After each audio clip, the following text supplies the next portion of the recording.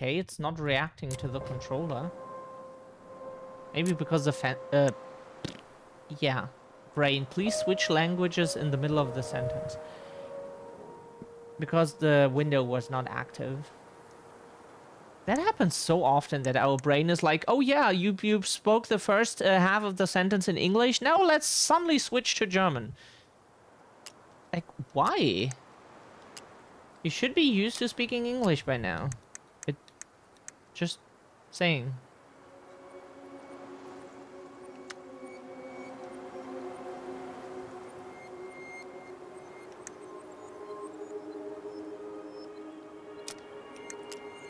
Oops. Borderless. Can we get 60 FPS?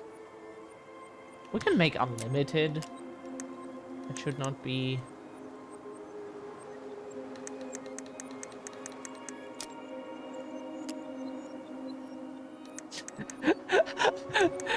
You know, there was like 30 FPS, 60 FPS, and unlimited, and we just got back into the menu again, thought we were looking at the FPS setting, and then there was like maximum frame rate. Yes.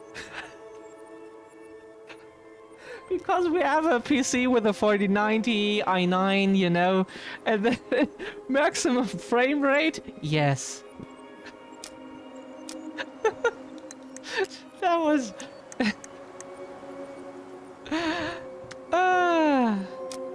Oh no, wait a second. That's okay, so...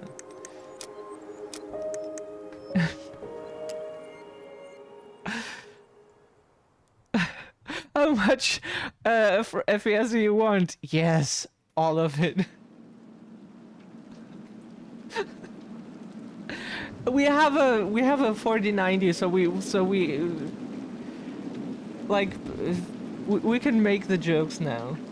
It's not the shitty PC from the past anymore. Dallas Crossing, Alaska, March 1st, 2005.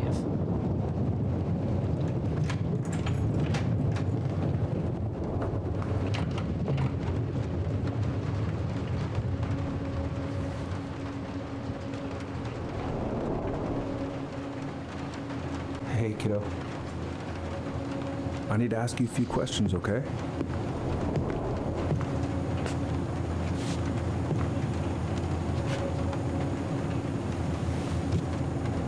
Can you tell me what happened tonight?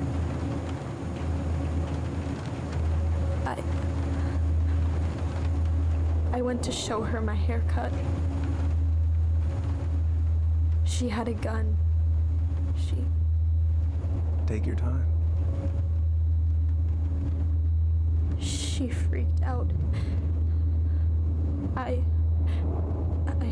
It's okay. No, it's not. It's not okay. My mom tried to kill me, so I stabbed her. I killed my mother. Oh.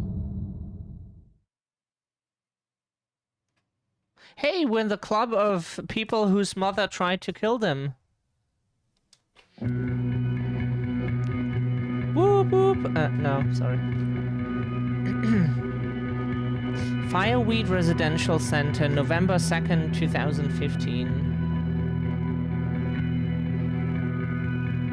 Sorry, it's hard to deal with trauma. Like, sarcasm doesn't even help. Why is our chair... Okay, now it's better.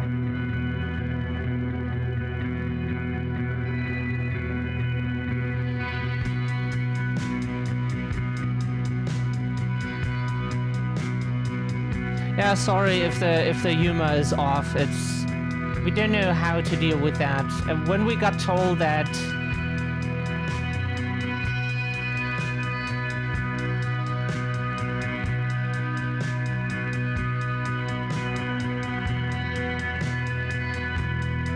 it happened, you know, kinda changes people.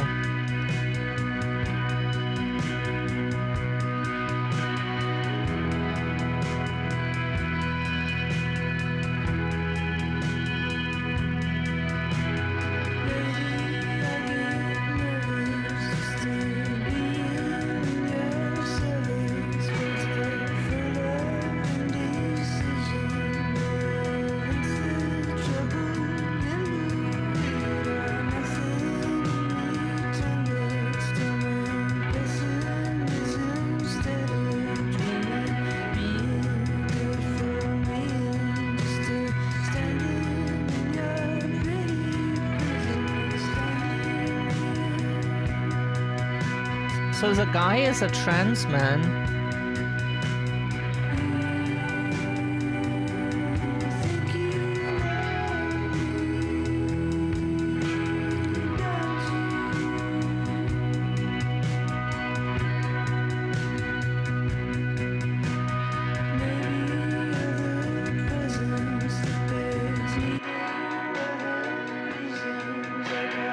Cool.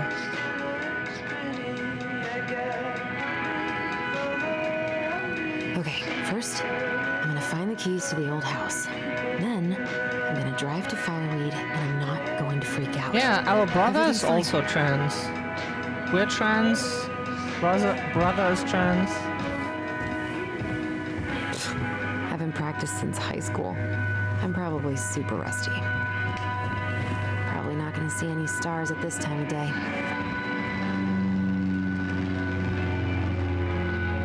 I Mars. could look at this artwork all day.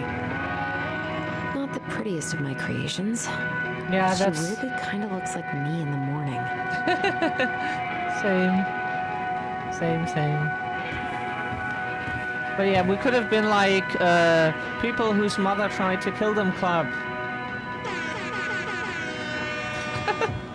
One more season. Okay, that What was am I funny. even gonna do with myself when it's over? Sorry. Get invested in the lives of real people? It's just our way of coping. Oh, right. I stashed them down here. Have that trauma, and then you will understand.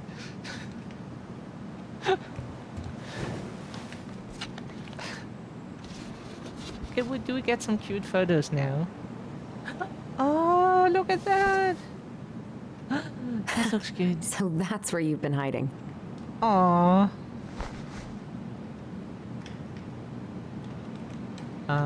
Photo? This feels like another lifetime.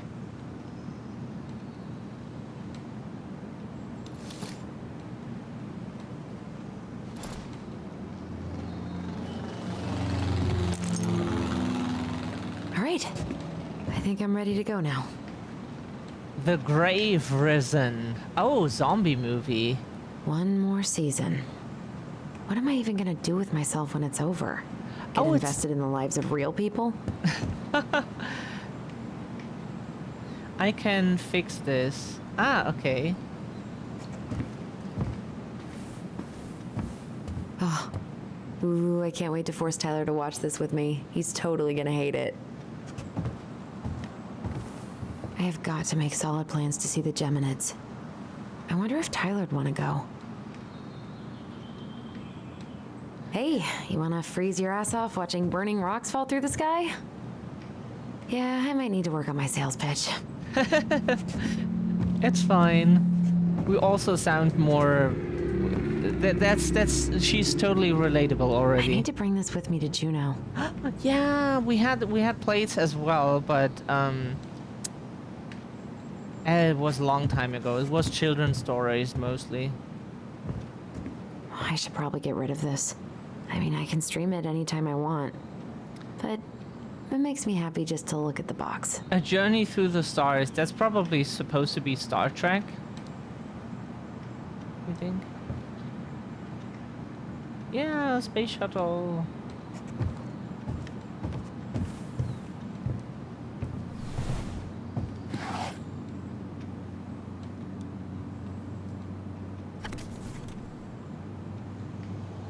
Why do I still have this?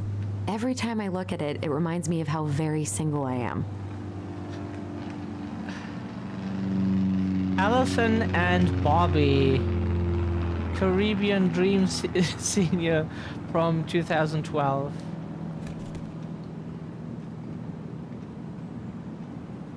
Oh, we can be like super annoying now and always be like, have you seen this? And just annoy the shit out of me.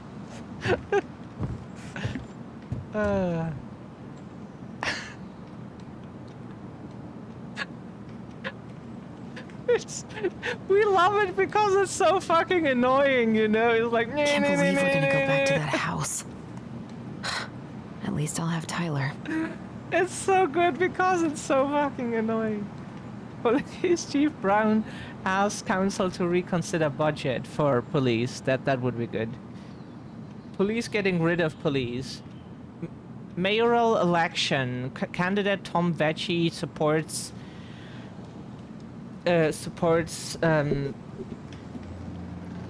plant-based food. No, that supports gun control. Money for local schools. Dog strike to begin this week. A name that sounds like veggie is honestly like one of the nicest things someone can have. Like, we have heard the names like that were just I wonder if Tyler will even very recognize unfortunate. me. Last picture I sent was from the bleaching my hair at home phase. Foghorn spam. My neurons are activated. Good day to you, Thee. How are you doing? I should probably check my email one more time before I go. It's No, I've already Thee. done that 3 times this morning. It's Thee 123. God, we should never have access to your stream deck. I should probably check my email one more time before I go. No, I've already done that 3 times this morning. It's cool. We listen to everything here. Oops. Michael and Tyler are so gonna hit it off.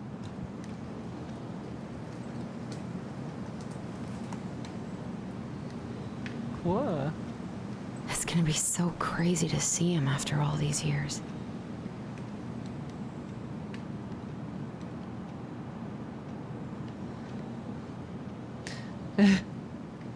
How are you doing, Thee? Lovely to see you. Did we click everything? Have we tried to interact with everything?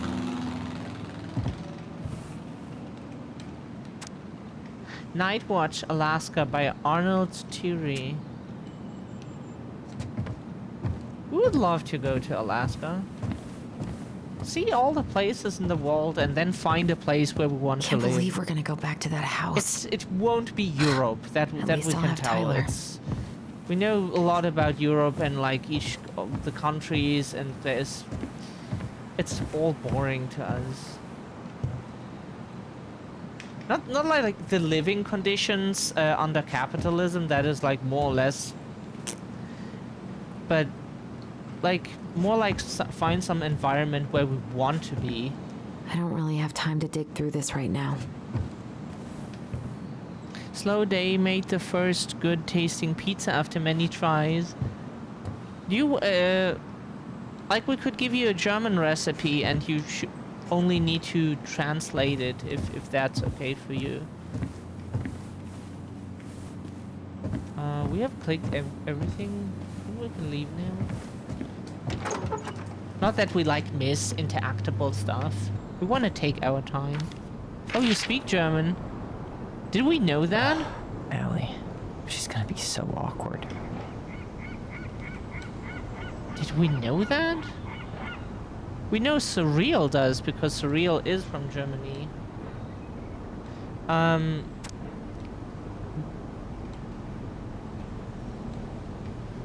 No, it's like we didn't. Anyways, dear Tyler. Hello? Whoops.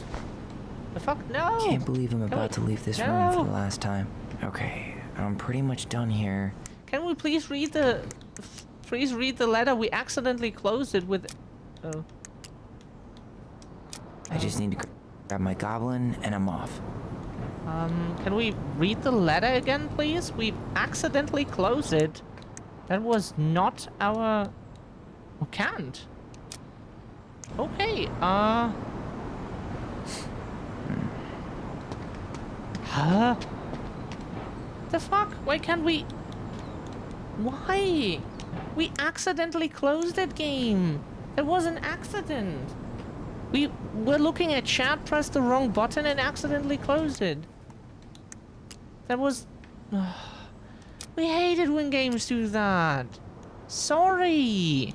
Like, we got suddenly thrown into... Tyler is his name? And then we closed the ladder he automatically opened. We... Can we please get the... Can we not read the letter again? Is it not possible to read the letter again? Yeah, but the letter is gone. You're a little paranoid, probably, since I had unfortunate encounters in the past. Yeah. Understand that. And we're not trying to get any private, personal information about anyone. You only tell us in DM or on stream whatever you feel comfortable telling.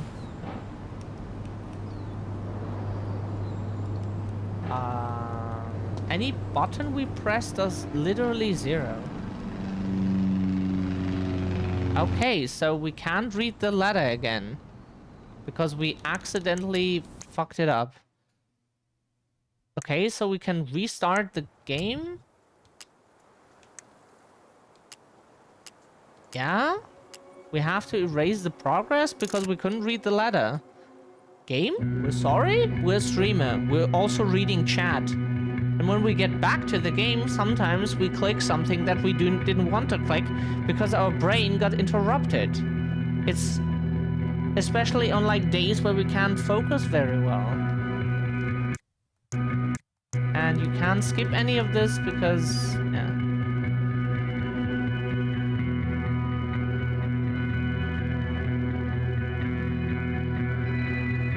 Thank you for the hydrate and posture check. Oh, much love to you, the.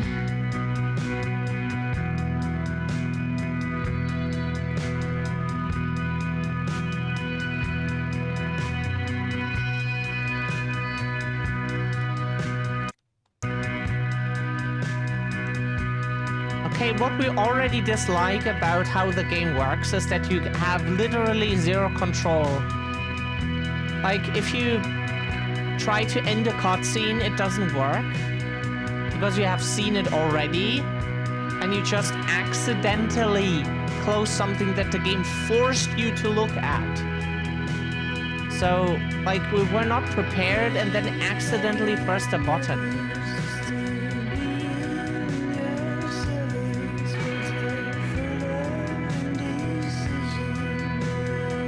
But yes, we will hydrate.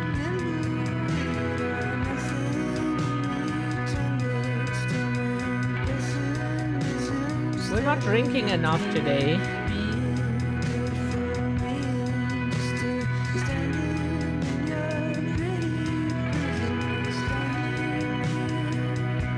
But we definitely... Yeah, you cannot skip any cutscenes. That is kinda unfortunate. Are they in Alaska?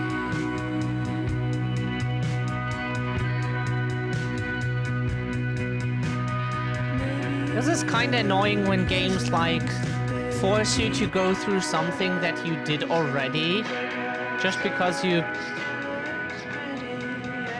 needed a quick retry. Like, see, all that now just... Find the keys to the... I still need... Okay, enough spacing out. Oh, sorry. I need to find the house keys. Yeah. Oh, right.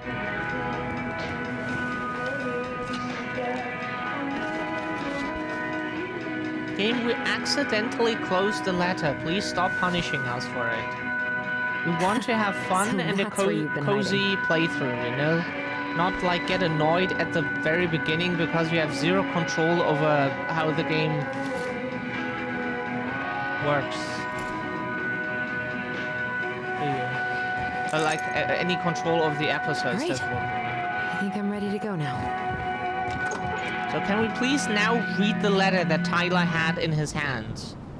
Please don't close it again, okay? Allie. Can we... It's gonna be so awkward. Can we read the letter now? Read. Not close, read. Okay. Dear Tyler, I know what you're thinking. A letter? Why all weird and formal? What's wrong with the email? Well, I figured, hey bro, just wanted to give my twin a shout before reuniting after 10 years of swang juvie is more like letter territory. Whatever. You'll thank me when we're 90 and the machines have taken over and you still have something to read by candlelight. See? Always thinking ahead. Anyway, I can't believe you'll be out for real in a few weeks. What? Amazing! I'm definitely going to be awkward when I see you, so please try not to notice, okay? Same! She's so relatable. How's your last month going? Are you sad about leaving your mentees? I bet they're going to miss you. Sorry. I got my tires replaced, so I'm all good to pick you up. And you can save the snark when you see my ride. She's been through a lot and we can't all be car guys. Anyway, the veggies let me take the day off so we can go straight to the old house and get it ready for the sale and everything. Can't wait to never think about that place again. I really can't wait to see you. I don't know if I made that clear. Love you, Allison. Can't believe I'm about to leave this room for the last time. Okay, I'm pretty much done here. I just need to grab my goblin and I'm off. The goblin. Bummed I have to leave this behind, but the old house would probably collapse if I blasted this inside. Ah. Wonder what his music is like. Songs of Innocence, Shelter from the Flood, Ina Backford, and The Transgender Man's Guide to Healthy Masculinity. Cool. That's cool. We never had any trans books or so. Like, we read a lot of stuff online, of course, but not really books. You know?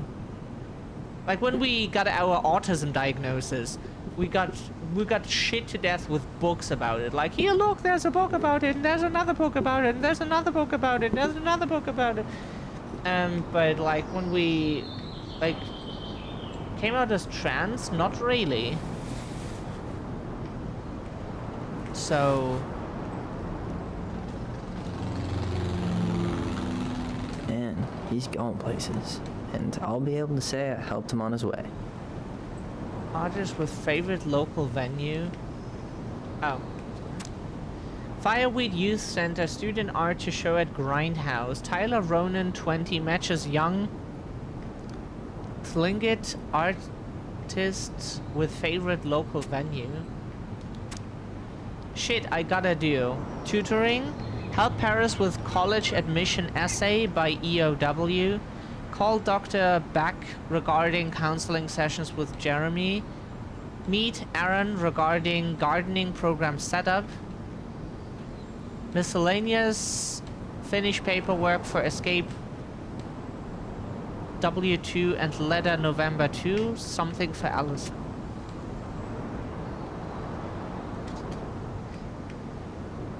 You get some, I found some pretty cool comics and graphic novels and print media, but no classic books. Hey, little guy.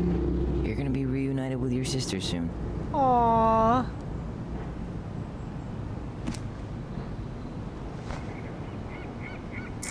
He has a very pleasant voice, the voice actor. Cool.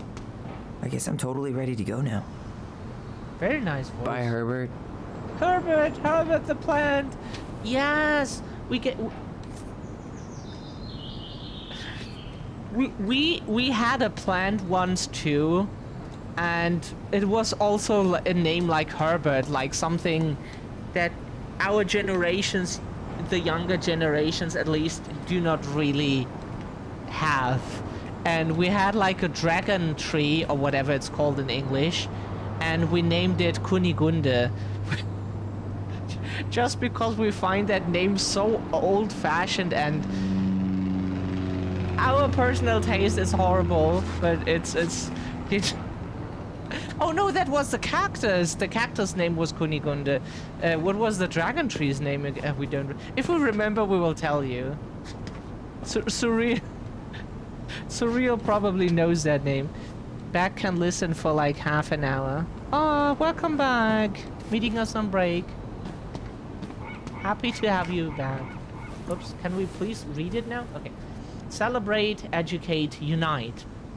Trans Visibility March on Juno, March... Oh, is that a place? Brought to you by Juno Coalition. Oh, yeah, that's a place. place then. You stay here. Educate the youngsters in classic cinema. Yeah, happy to have you back. A Quentin... yeah, Quentin Tarantino, that's probably what it's supposed to be. Fire in the Hole. We have a music track that's called Fire in the Hole by the Packboard Nerds. And very good track. To be honest, the English expression Fire in the Hole sounds like a porn title to us, but... You know, people make the weirdest stuff up and then pretend like it's normal things, you know? It's like non-sexual, non-sus, or whatever. Hey, you. Denali, I need to get my application ready for next summer. We have cool emotes. We want to have cute emotes sometime as well. Hello? Note? Can we please interact with... We can look at it with our ass. Okay, that's very good. Take me. This box of junk treasure is now yours. By the first law of finders keepers. Okay. Are there more than one? What sounds... Oh, like this aftermath of very spicy...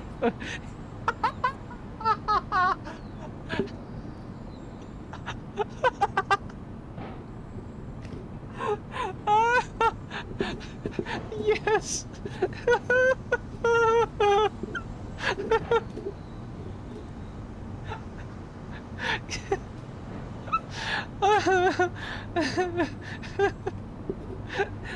Much love to you, Sorias.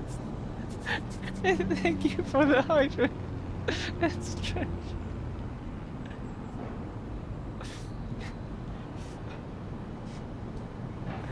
Oh, fire in the hole.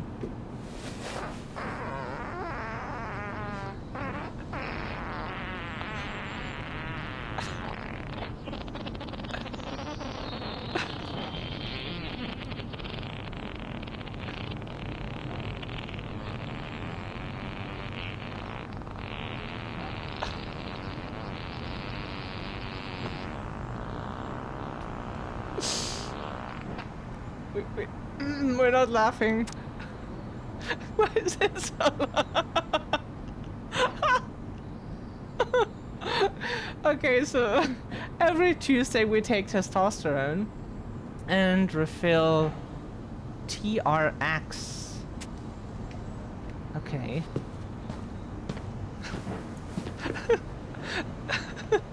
That was a sound button.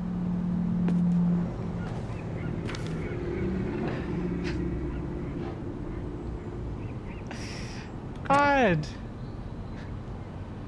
Hey Aaron, you know I'm bad at this, but just wanted to say you've been the best counselor and at risk yet redeemable youth. Haha.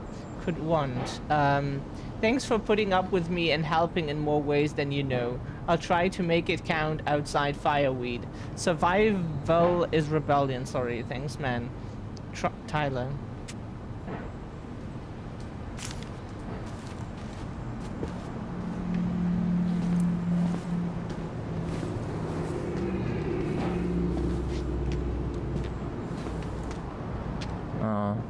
Gonna miss these dum-dums. Aww.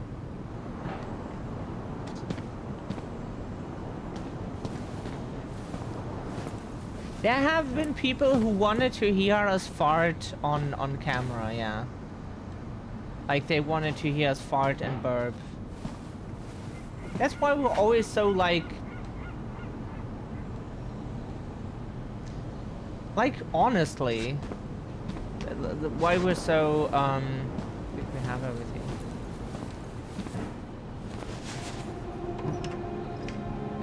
So we feel weird about it because like other friends do it all the time on stream and like people still come and hang out, but there are people who would like, don't know, shame us or whatever.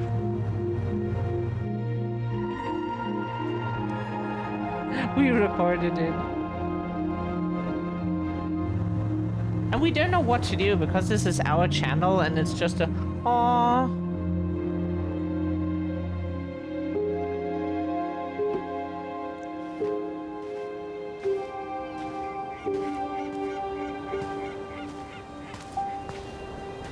Hi, Tyler. Hi. First time we see each other in 10 years, and it's hi, Tyler. Oh, sorry, It's fine, Allison. Hi is a good place to start. God, it's good to see you. Likewise. You have anything else you need to get? Nope, this is it. My last 10 years in a bag. Then we should get going. We just have time to make the morning ferry. You look good in that. Thanks. One of my mentees designed it. It's really good. Yeah, he's so incredibly talented. I got a couple of local coffee shops to hang his art. Tyler Ronan, shaping the leaders of tomorrow. Yep, we're screwed. So, are you gonna miss anything about this place?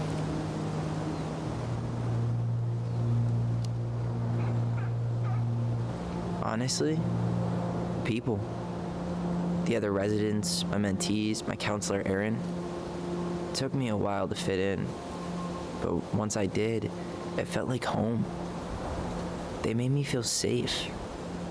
Safe enough to be me. That's so great. I'm really happy for you. We planning to drive to Delos Crossing or push? You are welcome to walk. Nah, I'll take my chances. Need one last look or anything? Looked. Let's go.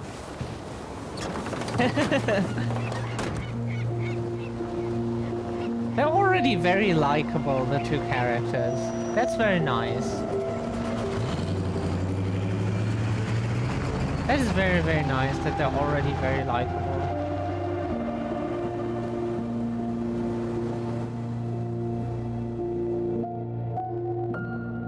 Yeah, but we're not good with context, like... No, really. What is a good I am context for 100% something? not creative enough to make that stuff up.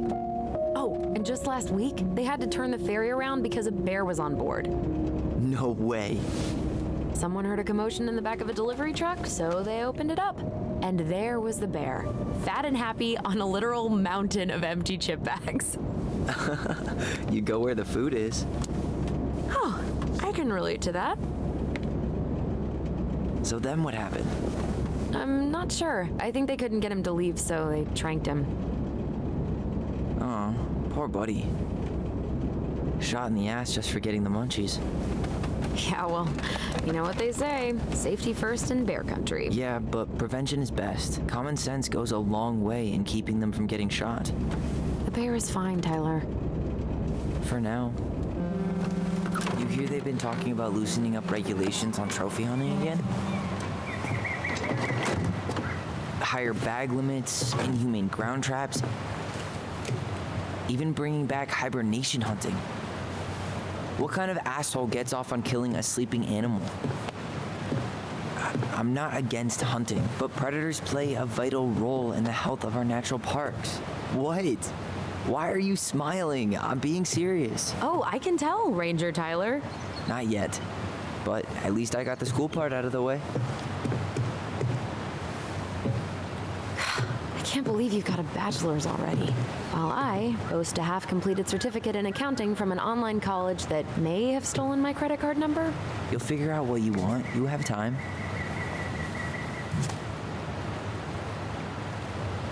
How are you feeling? Like I'm about to drive straight into a whiteout and my fog lights are dead. What's a whiteout? Does it mean like heavy fog or something? What about you? Allison? Whoa. Zoned out there for a second. Sorry. What's up? I'm sorry. I'm just trying to wrap my head around the fact that you're right here, standing beside me, on our way to Delos. You don't have to apologize. It's a lot. Why Why did we take the ferry instead of the coast road? Because I didn't want to be stuck in the car with you for an extra 2 hours. Ha ha. We have to take the ferry. It's the only way to reach Delos from Fireweed. I see. Well, good. I don't think my stomach could have taken 2 more hours of how you handle curves. I'm sorry. Do you want to take over driving when we dock? No. You're gonna have to get back behind that wheel at some point, you know. Look, I put a fireweed van nose first in a ditch. Hey, at least you missed the porcupine. I'm guessing things haven't changed much. You mean in Delos? Still the capital of East Jesus Nowhere. Can't wait to get out of here.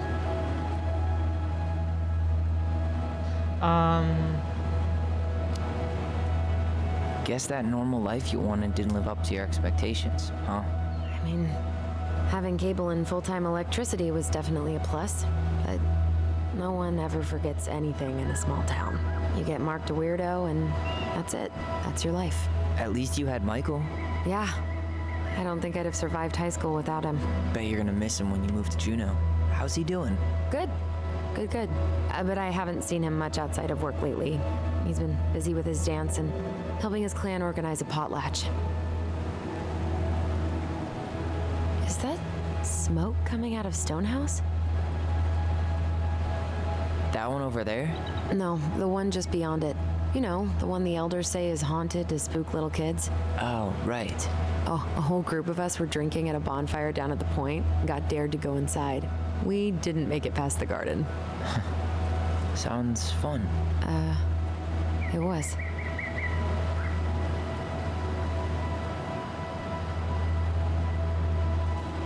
Oh, this game is quiet and nice so So, far.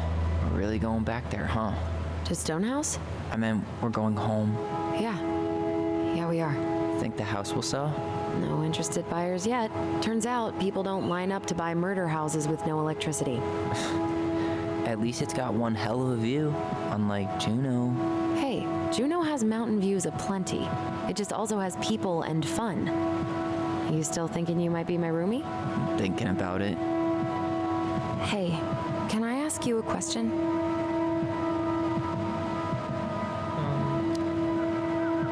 Shoot. I was told, after you, well, graduated, I guess, and became a mentor 3 years ago, you still basically spent all your time at Fireweed, right? Pretty much. There were a few times I tried to go to these meetups for trans people in Juneau, but something always came up. I probably should have put myself out there more, but it was better to be around in case the residents needed me. So you were free to come and go as you pleased? Yeah. Why do you ask? Oh, nothing. Just being an overly invested sister. Curious how you spent your time.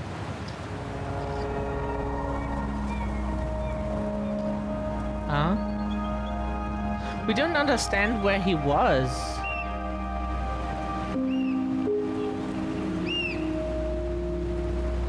Allison, Yeah? spit it out. Okay, you need to promise not to freak out. What is it?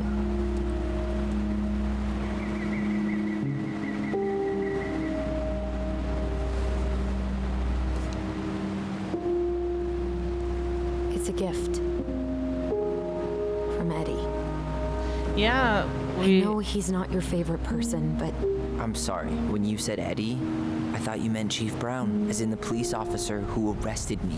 come on, Ty, don't. And your adopted father, the man who didn't let you visit me for 7 years. The Fireweed administration backed him up, Tyler. They thought it was best for both of us.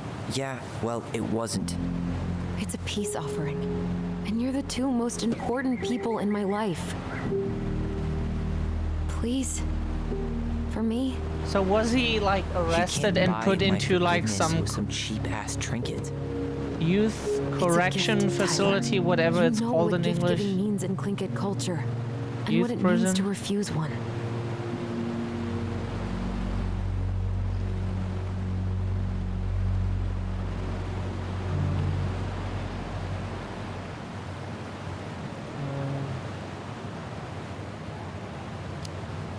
Sorry, we don't know how I to know answer. this is weird. But Uncle Eddie's my family. He put up with me at my absolute worst, and has always been consistent and kind.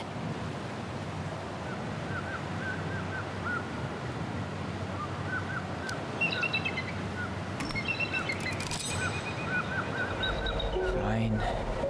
I'll take it, but I'm not going to wear it. Really? Really. Just so we're clear, this was for you, not Chief Brown. You know, you could call him Eddie, or even Uncle. Hard pass.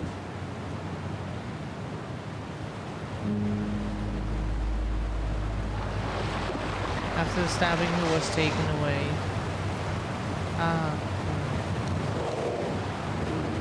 We were trying to like soak you it hear in, that? like the smell.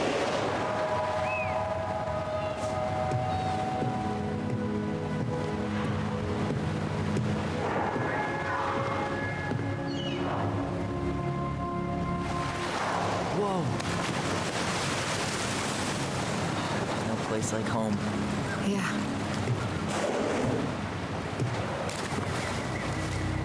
Would it ruin the moment if I said I needed to call home? Yes. Completely. Sorry. Go ahead and stop apologizing all the time. Okay, sorry. Thanks. Yeah, we're like that too. We apologize all the time. We don't apologize so enough weird for being our back on this existence, but we do apologize quite a lot, yeah. All the time. All the time. When everything else fails, try doing what the Charming. captain suggested. I told you. Morning. Hello. Enjoying the ride? I don't think I could ever get tired of this. Agreed. Where you headed? Delos Crossing? Same here. You from around here? This is a very uncomfortable distance, that's why we're doing this. Born and bred. Ah, you don't say. I moved to Anchorage around your age. Delos was mostly Alaska natives then. Clay Kid, hideout. I haven't been home in 5 years.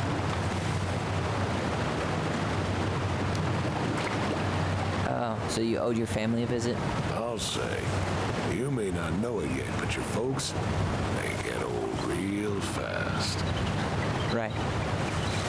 I'm Alex, by the way. Alex Gershwin. No relation. Huh? To George Gershwin.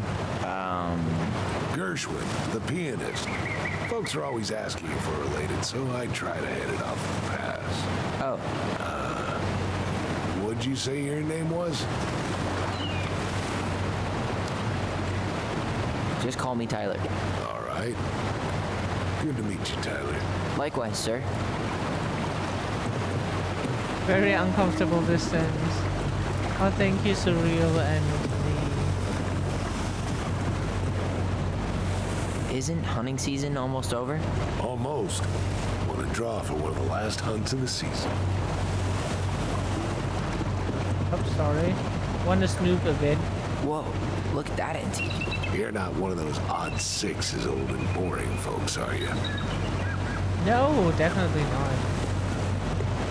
Our favorite rifle or gun is the Winchester, of course. And no, that thing is old.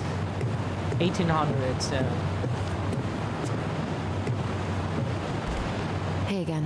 Fancy meeting you here. Wait a second, can we interact with anything else? Is there a run button? There's not a run.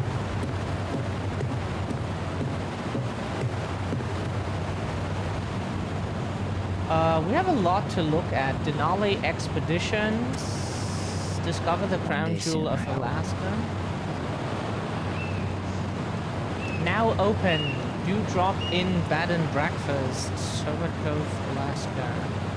House has walk-in freezer and space for deer and fish processing.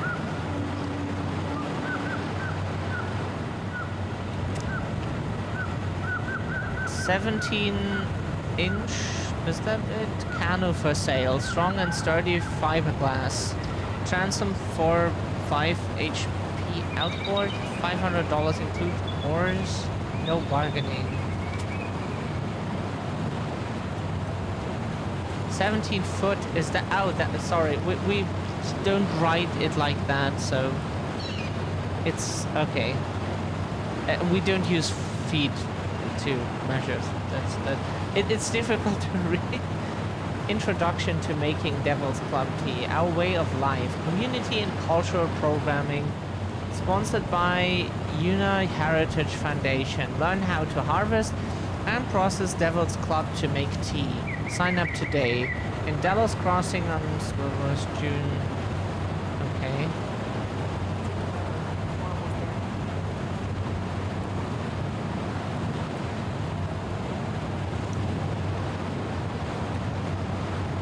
Slingy dance performance. Gashawi Shai is a dance group that celebrates ancestry, community, and tradition. We invite you to join us for invitational drumming, singing, and dancing. Come share and celebrate our culture. Monday, November 2015. Time 6 p.m. Place Delos Crossing Community Theater, free and open to the public. We would love to do that. Why not? This life is about making experiences. There's no substitute. Protect our only hope. That is true. And we're ruining it right now. Gastineau High School, Gastineau Winter Formal? winter formal, Fancy. under the Wait. sea. Wasn't that Allison's high school?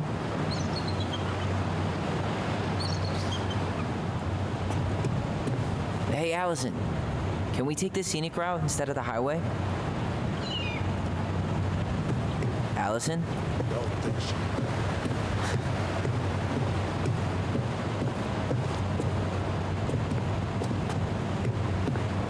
Okay, I think we clicked everything. You struggle with the handwriting. What did you write? We can't identify what the first part means. Oh.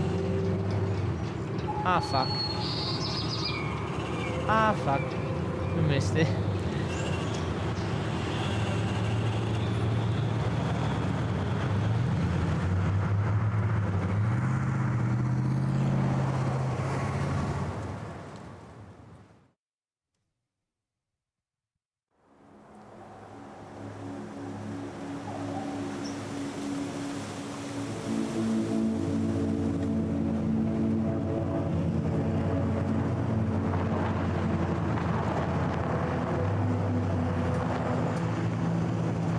Oh, in a different... Oh, okay. Yeah, it's very small on our monitor, you have to see. It's very small. And so, like, normal font from chat we can read, but anything else we can really not.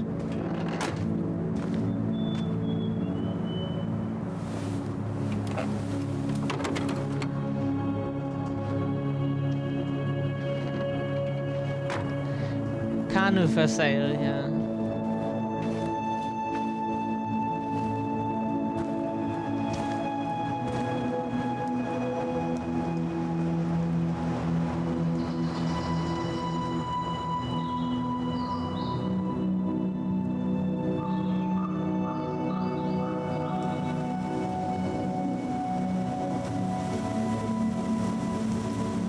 Yeah, why we don't make words like canoeing, like English has, you know, canoeing, is because we don't have that ing form. We just put an N at the end of the word. Or like E-N, N-E-N, and that makes it like shitty to pronounce. It would be canoon. That sounds very weird for us, like really weird. So that's probably why we don't do this. Wow. It's basically exactly like I remember it. Only faded. Like a Polaroid left on a windowsill. From the outside, it almost looks charming. Charm's not the problem. Structural integrity may be an issue. You think there's a chance whoever buys it will just tear it down? If someone buys it, they can do whatever they want with it. You wouldn't care at all? Would you? Sure. Everywhere I look, I see a piece of one of our adventures. Everywhere I look, I just see her. Allison, we could go grab a bite. Start this tomorrow? No. The only way to get this done is to do it. Okay. Yeah, we have a lot of After trauma you. with the houses we grew up into. And that's why we never want to set foot into those areas again. We don't even want people to know where that was. Nobody needs to know. It just didn't exist. We did not exist back then. Okay, that is actually true. Like, none of us did exist back then. That's the idea. Marianne always spoiled the birds. She liked animals way more than people. None of us I did can relate exist to back that. then. Hey, you remember that? Come on, Tyler. It's freezing out here. You're right. Sorry. Let's head inside. I tried pronouncing this as written. So weird, so peak like that.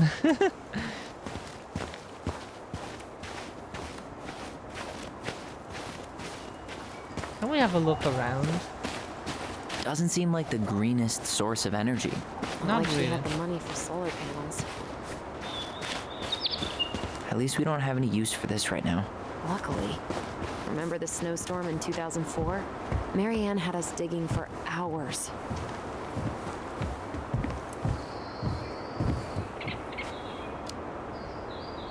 I remember she made it a game at least. That's right. We made tunnels to escape the ice troll. We gotta hand it to her. She could make us do anything if she turned it into a goblin tail.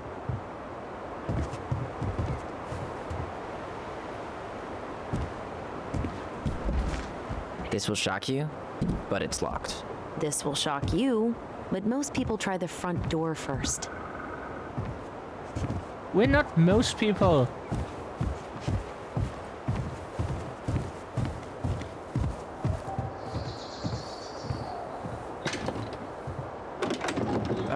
It's locked. Seriously? Why haven't you checked the front door? Because true adventurers never walk a straight line. That is correct. I bet we No left all way. kinds of cool things in I there. can't believe it's still there.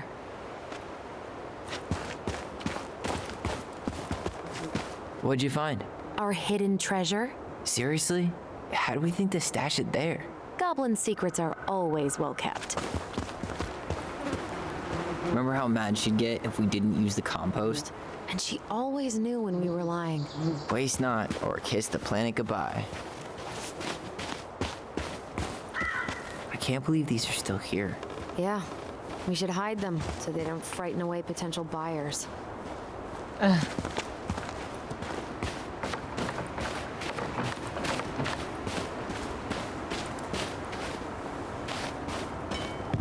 Hey, is that everything we can try here?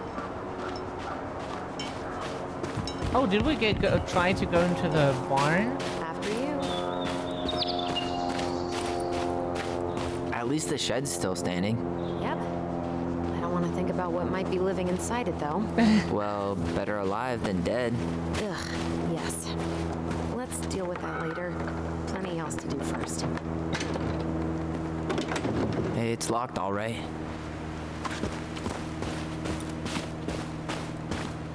What was she doing out here that night? Come on, she did not like us using her tools. She was probably just afraid we'd hurt ourselves. Or, well, at Absurd. least the tools are still here. That'll help with the repairs. don't see They're good quality, too. Marianne wanted stuff like that to last. We're so sorry. Homemade cleaning products may be better for the planet, but they do not have the same shelf life. Add it to the shopping list.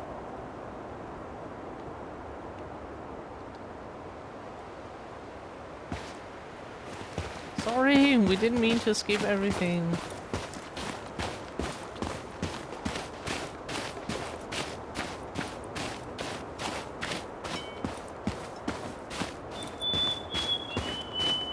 Back to Lurk meeting is on again. Have a good time or okay time. After you. Hey, you remember that? Come on, Tyler. It's freezing out here. Yeah. You're right. Sorry. Let's head inside.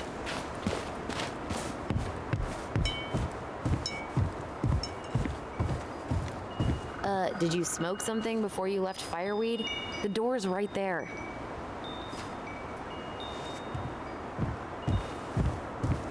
Yeah, yeah. Locked. Well, it's a good thing I remembered this. You sure that's the right key? Yes.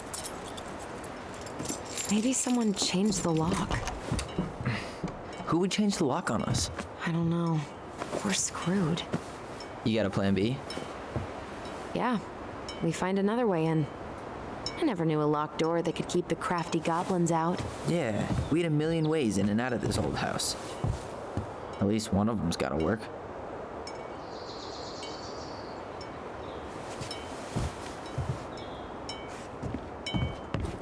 The crafty goblins. I haven't thought about them in forever. Or should I say, us. We almost spent more time as goblins than we did as kids.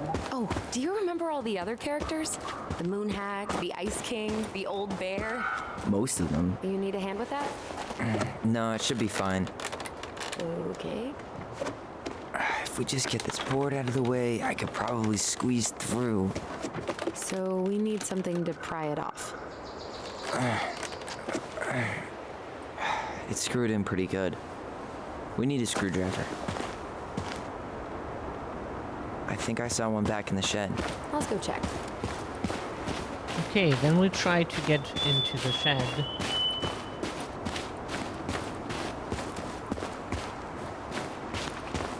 Okay. Should be something in here that'll work. I guess Marianne left us something useful, huh? Yeah. We still have to find a way to get inside, though. And please, no broken windows. We'll see ya. What's happening? Do you feel that? Focus on your bond, remember. And don't leave this room until everything looks as clean as a whistle. Ugh.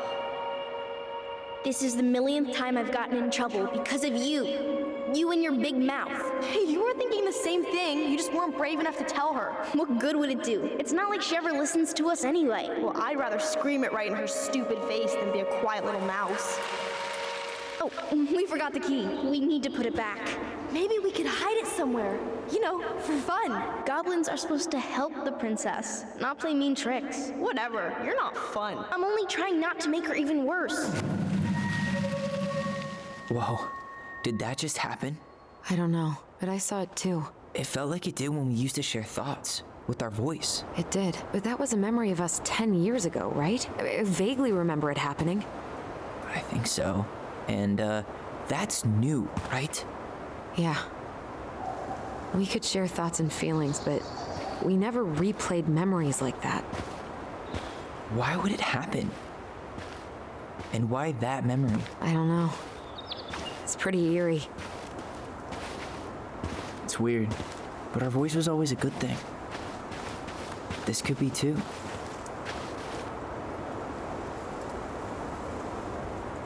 Interesting. So it's an I'm ability? feeling something again. Near the barn. Yeah, me too.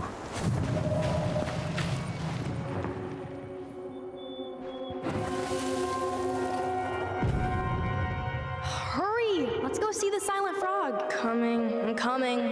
What? Stop sulking. I told you already, I'm sorry. No, you're not. Okay, guess you don't want to see what I put in the treasure room then. What? No, I want to see. Aw, that's cool. Oh. Refocus bond. Hurry! Let's go see the silent frog. Coming. What? Stop sulking. I told you already, I'm sorry. No, you're not. Okay, guess you don't want to see what I put in the treasure room then. Do we What? No, have to I want to see.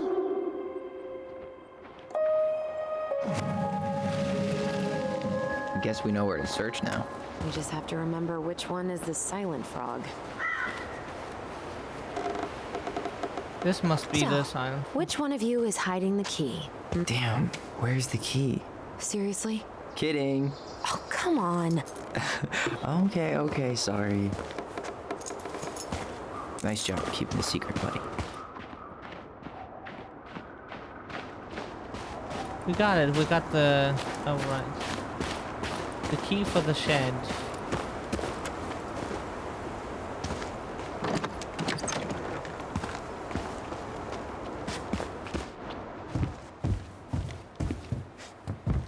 Oops. We get the screwdriver. Got it. All this for a screwdriver? You got a better idea how to get in? Huh. Who left this box here? It looks brand new. It wasn't me. Has someone been out here recently? Guess it's your lucky day, bird friends. Okay, we got the screwdriver. Here are the planks. Just boards. Unscrew. Okay, yeah, that would be something for our life if we could unscrew ourselves.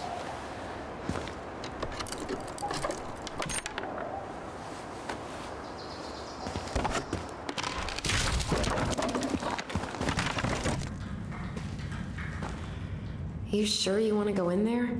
This was our very first den, remember? Who knows what lives down there now?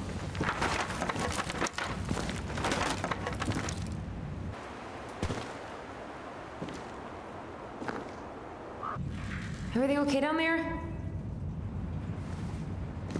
Tyler? Oh, that's not funny! Then why am I laughing? Okay, fine. But you're still an idiot. All right. I'm going in for real this time. Okay.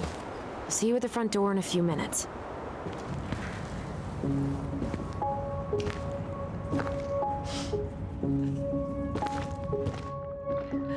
That was funny for sure.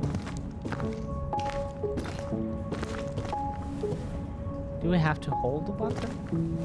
Ouch! Are you okay? What happened? I just hit my head like an idiot. Wait.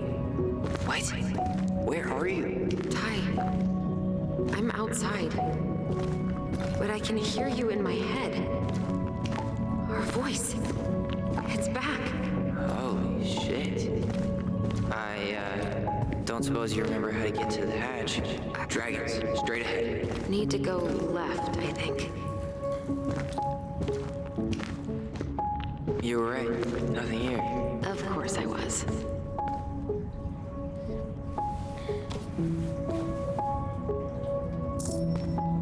I would have taken the gold.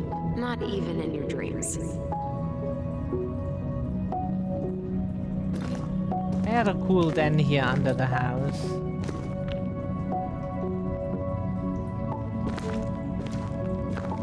For kids, this must be like super cool. And left again after the goblins. We never had stuff like this.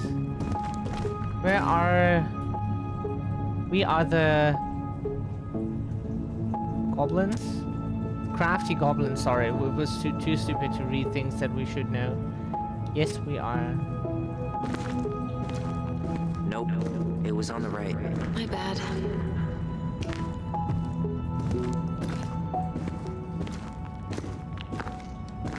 You were right, sis. Of course. A goblin never forgets where she stashed her treasure. Not even pink. Oh, sorry. It always had to be pink.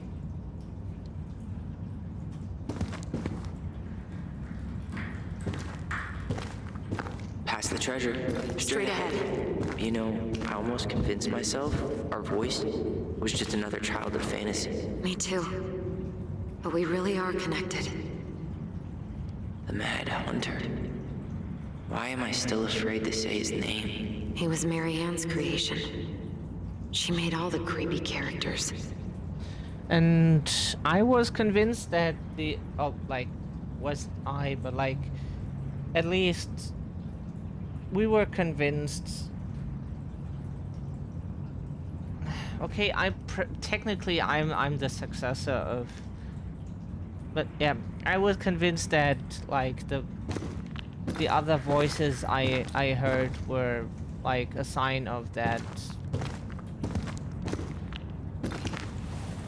I'm broken, you know?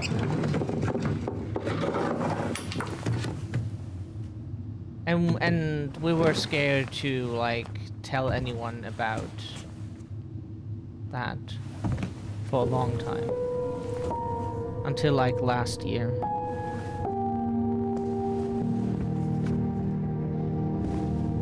Because hey, I'm not alone in the head is not exactly something where people are react very welcoming and normal to most of the time.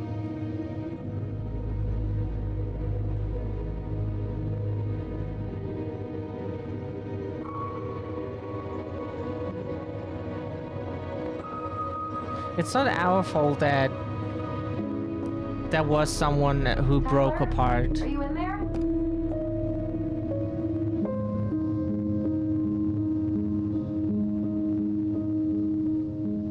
Tyler! Coming. We just break apart more and more. Are you okay? Olive, good to hear your voice again. Yeah, same here. So, coming in or what? Just working up to it.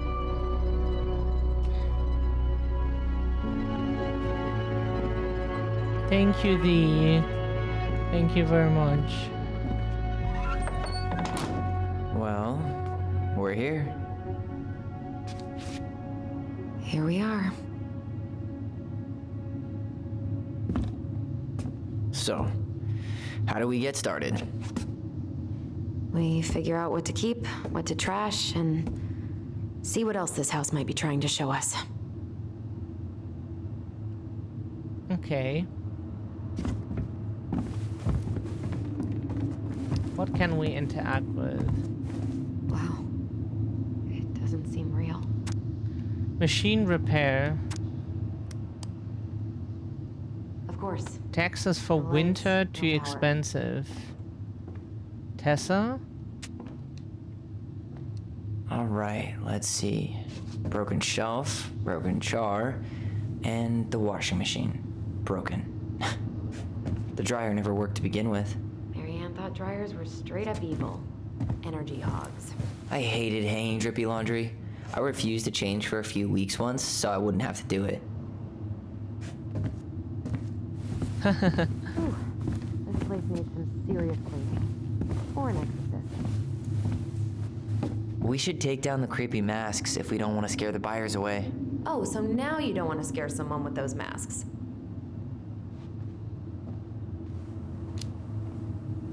Hey, I just put on the mask and pretended to be a warrior.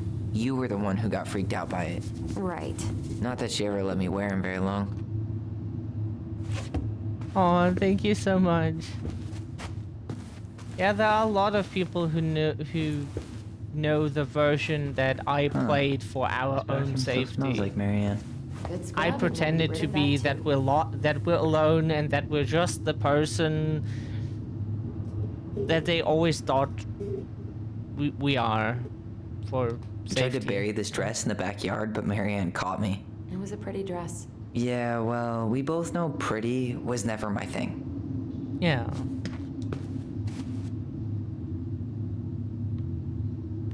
Okay. Handmade soap. Still here after 10 years. Impressive. You could say, What are we gonna do with all her jewelry? Sorry. well, I'm certainly not gonna wear it. Donation pile it is, then. There were so many times I looked in this mirror hoping somehow it'd show me something different. Same. Wow. I forgot all about her weird concoctions. And how she was always testing them on us. Like we were lab rats.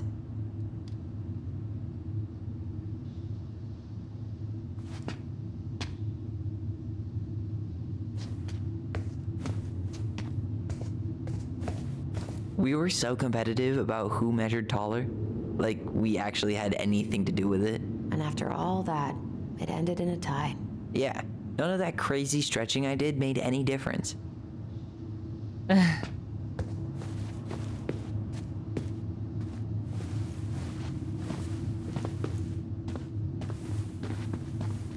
Best mom. You think we ever really believed that, or were we just trying to make her happy? Either way, it wasn't true.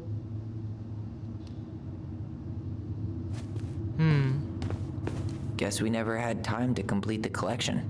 These came out of one of the prize machines at the Vecchi's store, right? Yeah, you'd slide the quarters inside on the little tray, and then magic, out pops a sticker. You're not assholes, you two. If you were, we would have banned you a long time ago. String, glue, duct tape. The holy trinity of house repair. Marianne loved having something to fix. Yeah. I love fixing things too. Header installs, swapping cams. Those are car things, right? No, those are hot rod things. Well, keep up the car talk and you'll fit right in around here.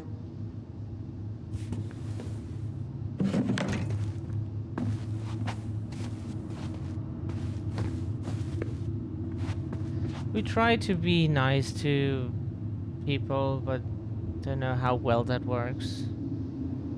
We're only mean to really to shitty people. What was she hoping to do with all these jars? She used to barter for our clothes with homemade jam. She tried everything to make ends meet. Well, not everything. Or when we just like fail to handle a situation well, then, but not intentionally mean.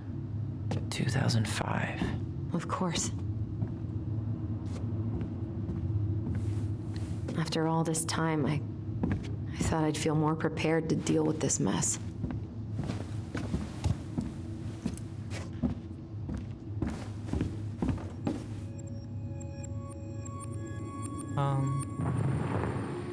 Where's the memory here? Mom? About me joining the hockey team? Mom! Sorry, what? Not now. Maybe next year. But you promised! Keep whining, and my next year will become never. Can you cut my hair? Your hair is fine. But I want to cut it short, really short. What? Look, I'm tired, and I'm busy. Let's talk about this later. You always say that. Marianne said no to everything. Made me so pissed. She was always on edge those last few months.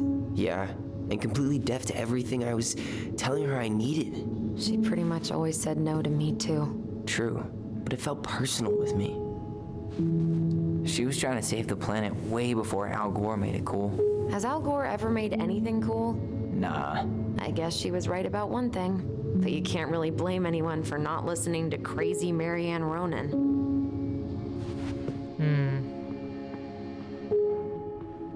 Oops, can we look at this? I didn't realize how much I missed the smell of firewood. I miss the cold winter nights curled up here, with big mugs of hot cocoa. Yeah. Marianne was so tired she was usually asleep on the couch. Ah, that's why it was so nice. No Marianne. Sorry, see, I bully the people I like. You're super nice. It's very cynical. Never seen us be mean, yeah. We don't want to be mean. I bully people I dislike, this harass others. Sometimes though, yeah. Bullying bad people you can't really overdo it. It's like they make decisions. Like we just have a lot of issues and we wish we were better at basically anything.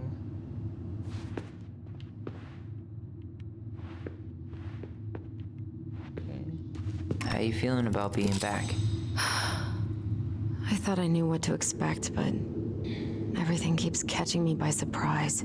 My nerves are completely raw. I get it. How about you? You okay?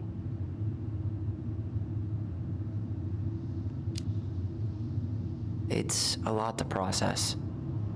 I'll get there, but I'm not there yet. Just glad we're together. Me too.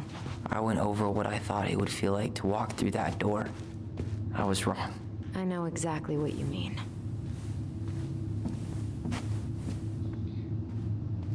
She took so many pictures. Yeah. Like she had to document every second of our lives.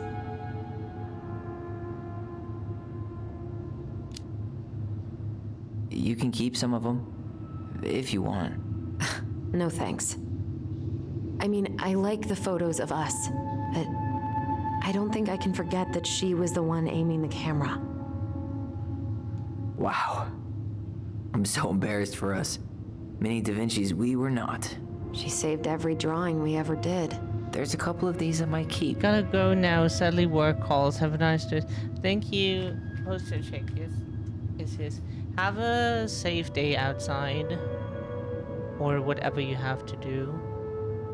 Thank you for being here. It's never full bullying. Yeah.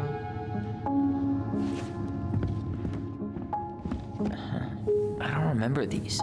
It's probably one of Marianne's unfinished masterpieces. There's 2 of them. Maybe they were us. In some weird way that only made sense to Marianne.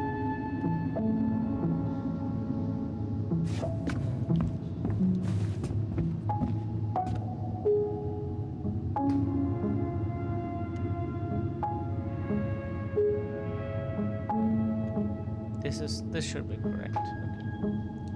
Old textbooks. Tessa gave them to us, right? Yeah, she thought we were gifted.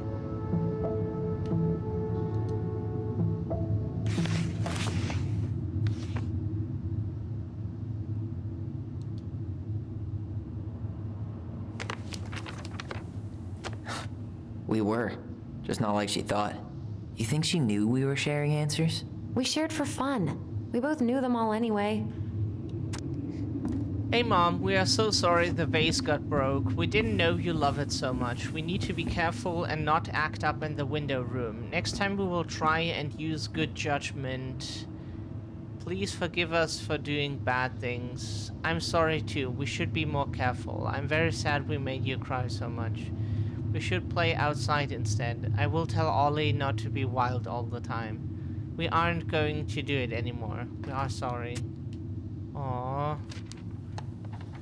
Much love to you, Dee. What are you reading? A letter we wrote her. To apologize for breaking that stupid vase, remember? Bore your kids into good behavior. Great parenting strategy. She pinched every penny. Yeah, we grew up poor too. Like, we had very little money and our shoes were the cheapest shit. Like, our school backpack and everything else was like very cheap stuff, reduced, and that like easily or like we got like clothes from second-hand shops or like dispensaries and stuff. So yeah. Marianne's room. Let's not go in there until we absolutely have to. Agreed.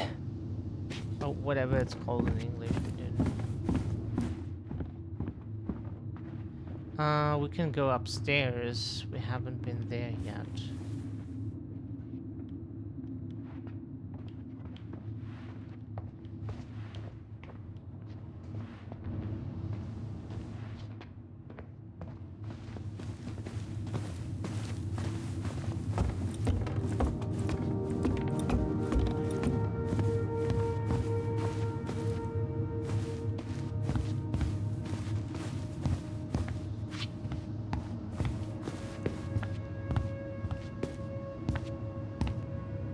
Yo, what are you doing down there? What do you think I'm doing? Trying to figure out if anything in Marianne's mess is worth keeping.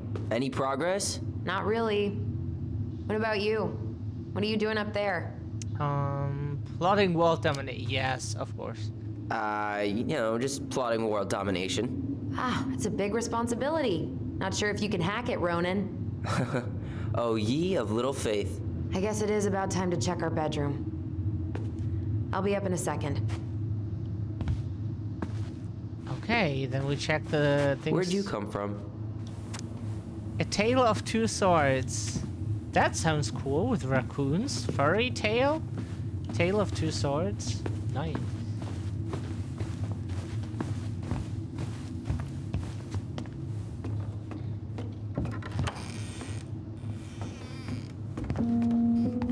No, this feels like home. Hey, the postcard we sent ourselves from Juno. Forever alone. What? We barely had any friends. We even had to be our own pen pals.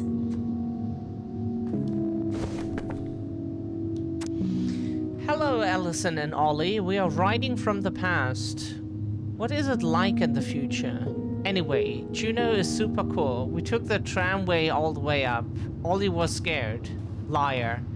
We got some books, but Mommy went to the restaurant at night and forgot them. It was cool. There were a lot of whales Tyler, on the do ferry. you copy? If we don't move fast, this whole thing is going to melt. Do you copy? Shh, copy, Allison. Gonna get this thing moving soon. Don't want the Mad Hunter to catch us. Over. The Mad Hunter.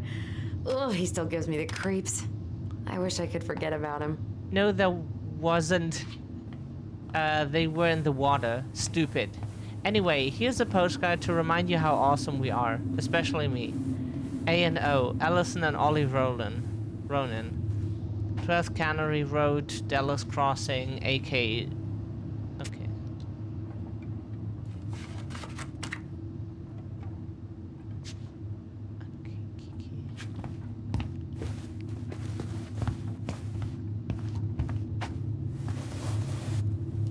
Look, it's the game we made. Lucian Tramway.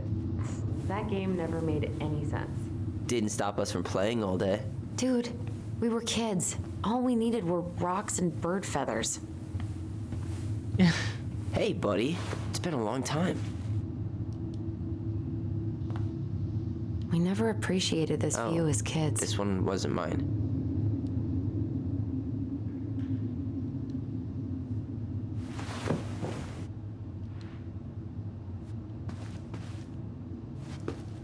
Whenever we asked for a TV, she'd just bring home a big stack of books. I think she did us a favor with that one. You may not agree when we start digging into the HBO back catalog. We'll see. Ugh. Some of our old toys give me the creeps. It looks cool. Hey, Look what I found! What? Only our greatest creation, the Book of Goblins. Seriously? It was in that chest the whole time? All these stories. I had ideas for so many more. Marianne wrote a lot of them. Yeah. It's one of the only times I remember her being at peace. Hey, so good day to you. How are you doing? We always love your message. The shadow, the ultimate darkness. The frog earns the right. So, by the way, the shadow, you know, the entity from Supernatural,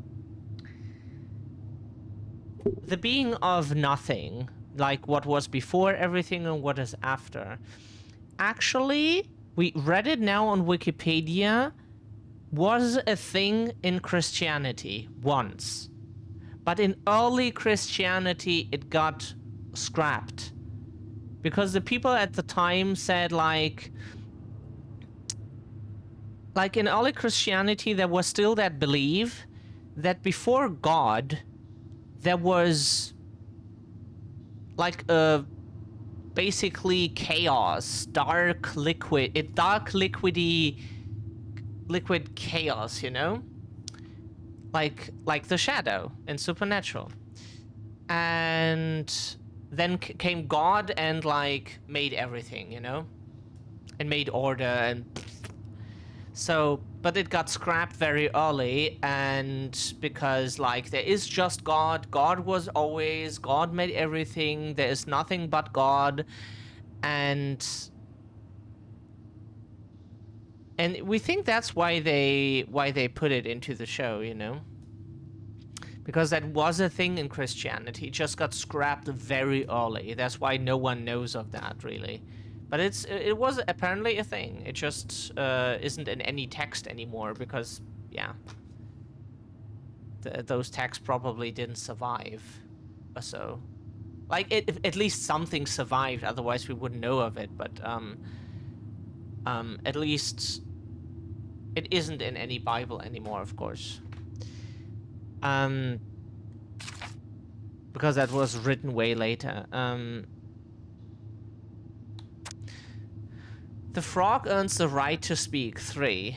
The bear and the princess, 7. Bear fixes the house, 11. Princess party, 15. Table of contents? Okay, so. The frog earns the right to speak. Once upon a time, in an ancient and deep forest, there lived a big frog in a small pond. She was a peaceful creature who spent most of her time eating, swimming, and sleeping. From the morning to the evening, she did everything the smaller frogs did, except she did it bigger. She ate more, she jumped further, she was smarter, and she made much more noise. Everybody in the forest could hear her loud croaking, and everybody was happy that they could. You see, it was easy to get lost in the forest, but thanks to the frog's loud noise, you could just as easily find your way back to her pond. Maybe it would not have been the same if the big frog had kept singing during the night, but she was much too lazy an animal to stay active after dark. We're also very lazy. One day, an unknown visitor came to the forest for the first time. It was a young woman, dressed in a beautiful gown. She was walking fast through the woods, as if she was running away, and she never looked back. Many eyes spied the princess pass by, but no one dared to help her, for the mad hunter was on her trail. This is not our business, they said, and we had better look away. For the mad hunter was an unyielding man who loved nothing but hunting down prey for money and glory. Nothing could escape his piercing eye for long. So the princess walked alone, without help, until she was hopelessly lost in the big forest. Exhausted, she pressed on with no idea of where she was heading, as the hunter drew ever closer, dogged in his pursuit. She continued this way until she heard a heavy croaking, far off to her left, so clear and loud that the princess immediately made for the source of the noise. A few minutes later, she reached the big frog in the small pond, and the frog looked at her with a gentle smile. Sorry. "Help me, please," said the princess. "I need a place to rest and to hide." "Ribbit," answered the frog, and the princess frowned. "Please, stop making noise. The mad hunter is after me." "Ribbit," said the frog again, so loud that the princess had to cover her ears. The creature began to jump every which way. "What are you doing?" asked the princess. "Stop all that noise, or he will find us." But the frog kept croaking and jumping around her, left and right, up and down. "Ribbit, ribbit," until the princess understood the meaning of all this fuss. Cautiously, the woman climbed on the back of the big animal, and then, with a leap, the frog set off away from the pond. The frog jumped so high and so far that even the hunter could not find where the princess had gone. With a few jumps, the princess was out of his piercing eye. A few jumps more, and she had vanished for good. The princess closed her eye and let her clever mount carry her wherever the creature pleased. Less than an hour later, the big frog had reached the other side of the ancient forest, near the shores of the very deep lake. There, she landed without a noise in front of a big wooden house that had been abandoned. "Thank you," said the princess, covering the animal's snout with kisses. I only wish you could speak, so I would have understood what you were trying to do sooner. As she pronounced those words, something incredible happened. The big frog was suddenly able to speak. Her first words startled the princess. The Mad Hunter is always at my heels. Now you're safe, and I've had my revenge. You can stay in this house. It has been abandoned for a long time, and no one will look for you here. And then, without looking back, the big frog jumped back to the pond. And this is how the big frog saved the princess, and how she earned the right to speak. Cool. Okay, next one. We have to get some water real quick, so because our throat is dry and we want to read it for you. So we get some water real quick. Be right back. Oh, whoops. The Bear and the Princess. Once upon a time, in the ancient and deep forest, the old bear stood on the bank of the river, swiping at salmon on their way to the spawning grounds. Fuck's sake, I left my new jump pad, my mom's. Ah, okay. Just as he'd got his paws on a particularly fat one, he heard a woman shouting for help. He considered simply eating his salmon, but then she screamed again, and he lumbered over to investigate. After a short walk, he found the princess clinging to the top of the tree, while a wolf snarled and snapped at the base of the tree. Old Bear would normally not get in the middle of such a situation. After all, as a fellow predator, he understood the wolf's need to hunt. But when he saw the princess, he was struck by her beauty, and he knew he had to help. With a great roar, the bear heaved in onto his hind legs, and rising to his full height.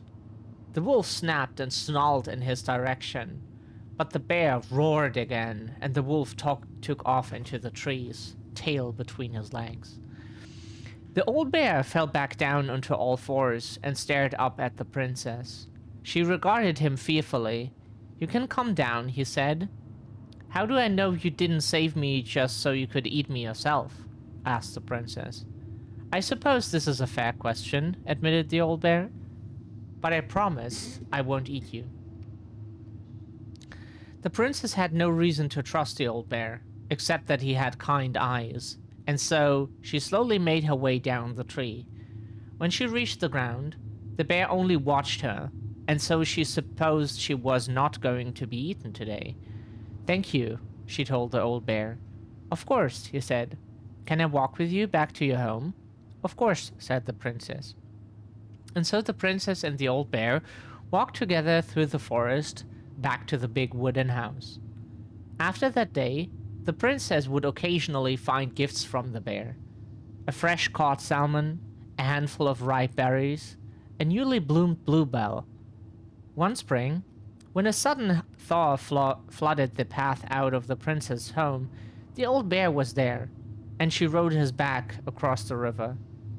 The old bear began to think that the princess should be his mate. After all, she had no mate, and she needed one, and he could keep her warm and provide her a much more suitable den, and catch fish for her and protect her from wolves. She, in turn, would brush out his fur and pick berries without smooshing half of them, and scratch that one part of his back he couldn't reach. And with how she took care of the goblins, she would be an excellent mother for his cubs. One day, the old bear came with a ring of spruce and asked the princess to be his bride. "I'm sorry," said the princess. "You are a very good friend, and I appreciate all you've done for me, but I cannot marry you.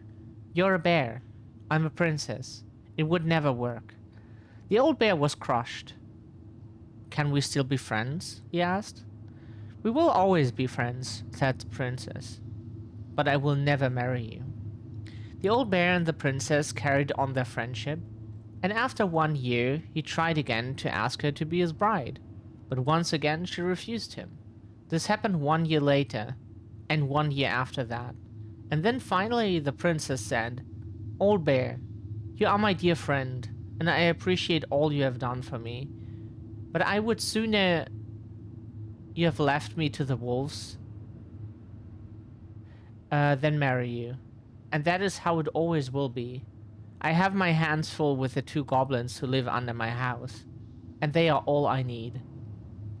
That wounded the old bear deeply, but it was finally enough to stop his proposals.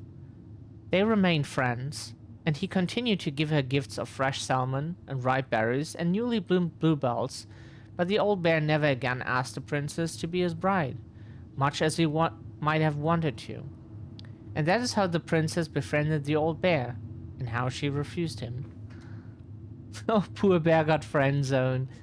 Yeah, but like, it's, you know, a no is a no.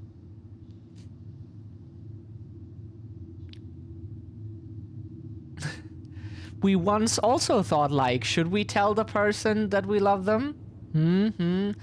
And like, we're so scared for a long time, and then we told them to get a no, because that's what we expected to happen, and now we're in a relationship.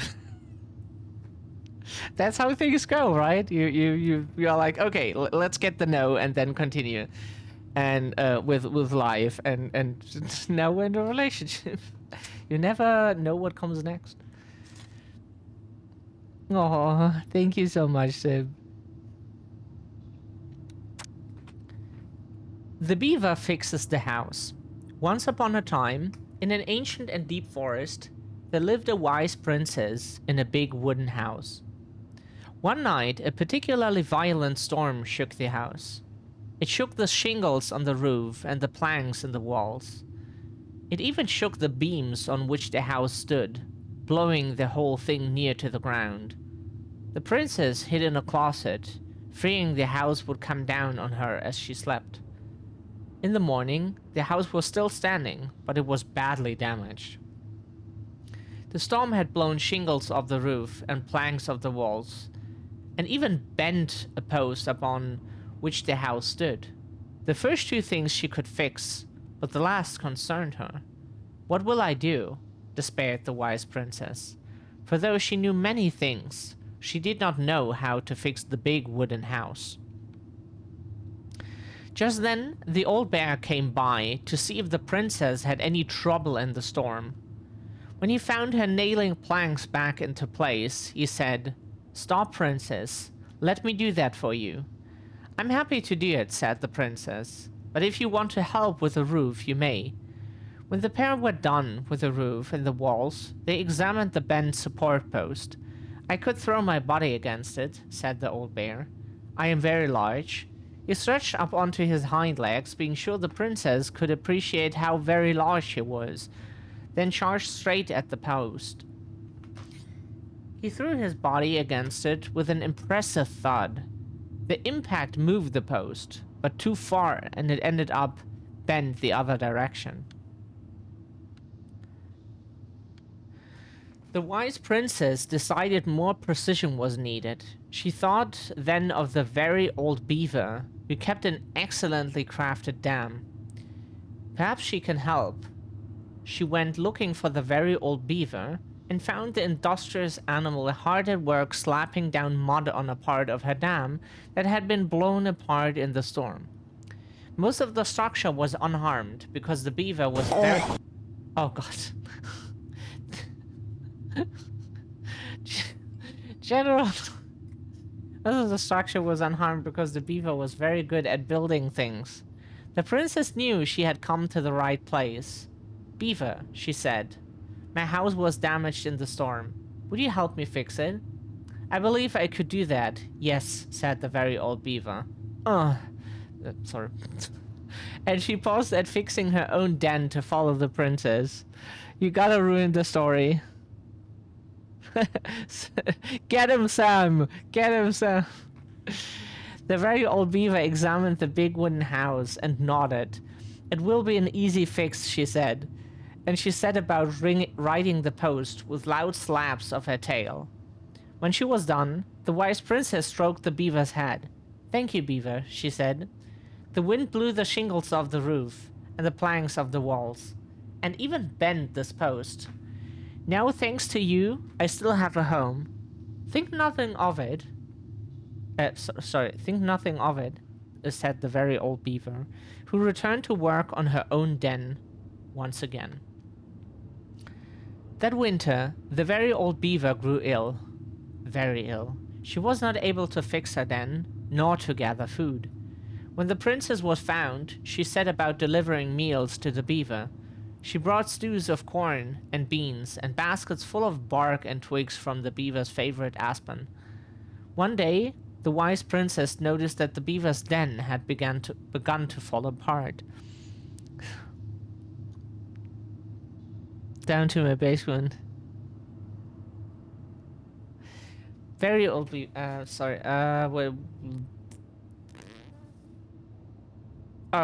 she set about fixing it. And though she was not as talented as the very old beaver, the fix kept the creature warm and dry. Thank you, said the very old beaver. Of course, said the princess. You helped me when the storm blew my house near to the ground. Thanks to you, I still have a home, and I'm happy to do the same. The princess continued to nurse the old beaver until the day she came to the dam, and the forest was still. No birds sang, no branches rustled, no small thing skittered within the underbrush. Oh, said the princess, staring sadly at the dam, for she knew the old beaver had passed on. Goodbye, my friend. And that is how the very old beaver saved the big wooden house, and how the wise princess repaid her kindness.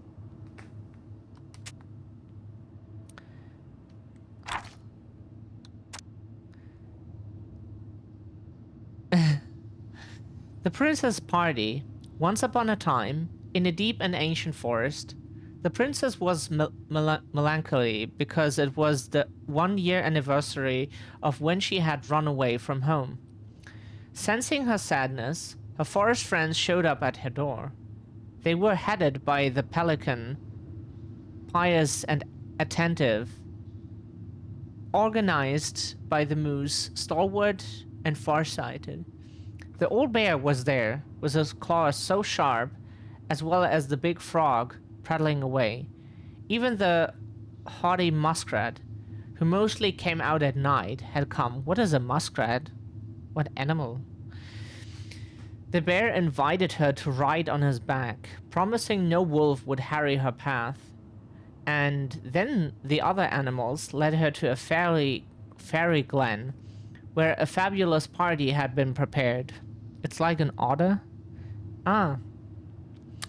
There was a buffet of seafood the pelican had served from her never-emptying beak. The air was filled with winking fairy lights the moose had arranged after clouds filled the sky, and the gregarious frog mixed up fizzing drinks. Only the muskrat had done nothing in particular, mooching off everyone else's hard work.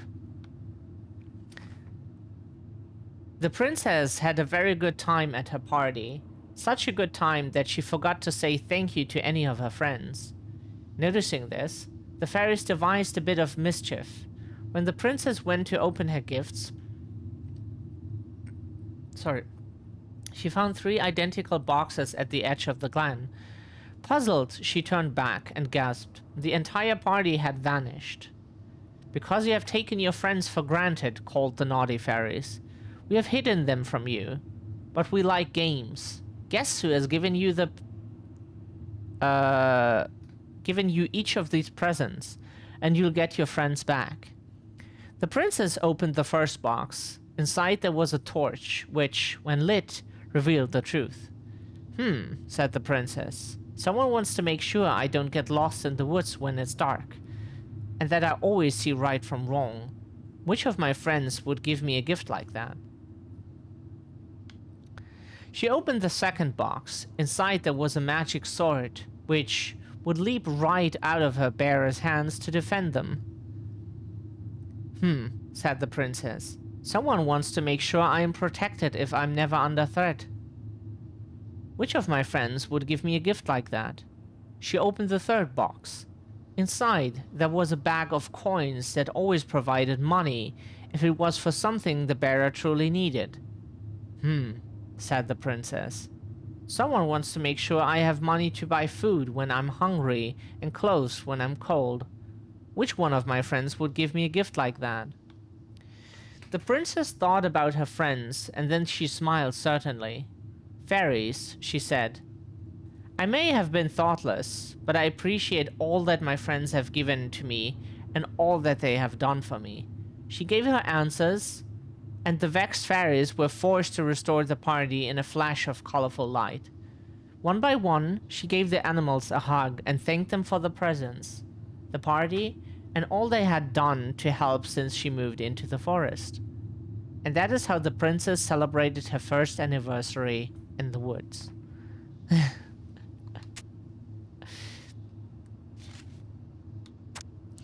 The goblins and the ice cave. Once upon a time, in a deep and ancient forest, the crafty goblins were playing near the glacier when they discovered a hole in the ice. They crept through a gradually widening passage and found themselves inside a spacious ice cave. Light spilled down the undulating blue-white walls in a way that made them look like electric waterfalls, and a column made up of hundreds of icicles stood in the center. This was a time before the goblins had settled beneath the old wooden house, and they had nowhere to live. Perhaps we could live here, they said excitedly. Moments later, the sound of stomping feet interrupted their play, and they realized that perhaps someone already lived there. They hid behind a boulder to wait and see who was coming. The old bear sauntered into the cave, shaking powdery snow from his coat.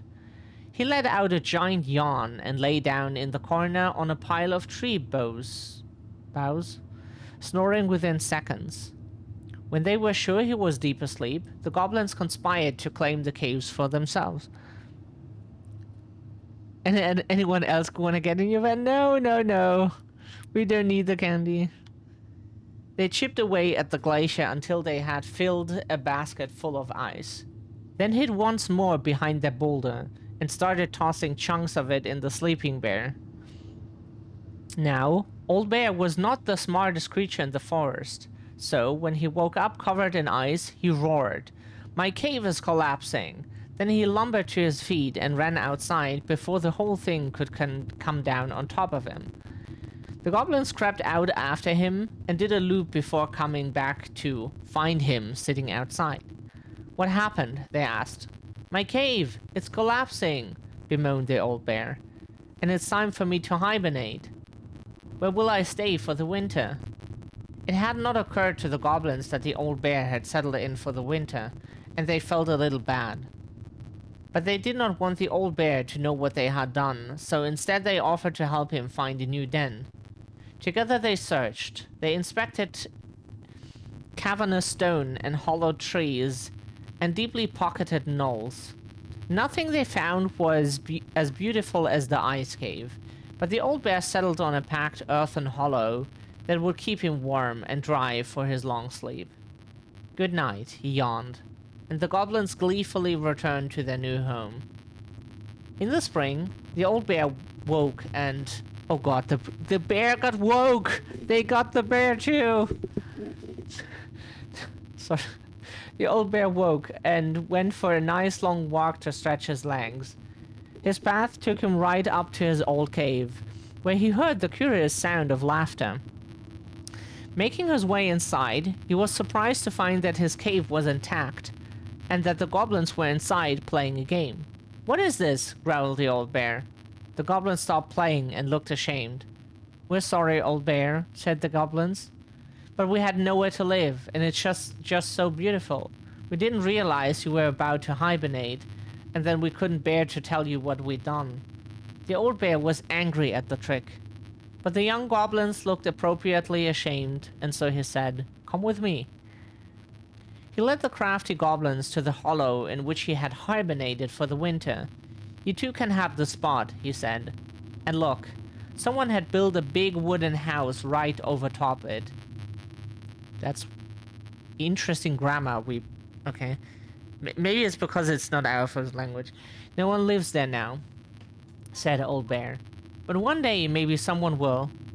The earthen hollow was not as beautiful as the ice cave, but it kept the goblins warm and dry, and they were excited that someday they might have someone living overhead. Someone who baked caves and tolerated their mischief. And that is the story of how the crafty goblins tried to steal the cave of the old bear, and how they got their own instead.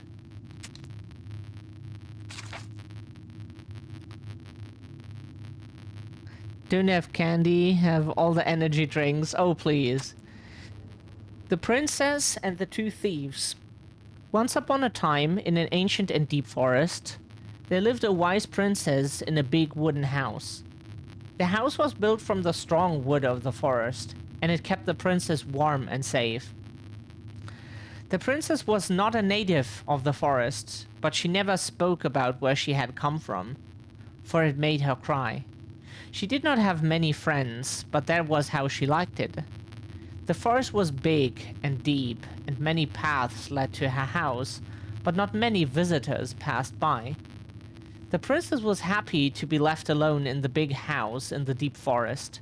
She knew that the forest would provide for her, but that its generosity had to be respected, so she only took what she needed. And for a long time, life was just fine for the princess in the big wooden house. One winter day, when snow blanketed the earth and ice bent the trees low, the wise princess realized that food was disappearing from her house. It was not much at first, only a few fruits and nuts and eggs vanishing during the night. Maybe it's the birds, she said, or the mice. And for a time, the princess was okay with losing some food, for the winter was long and little creatures needed to eat too. But then, small items started to disappear as well.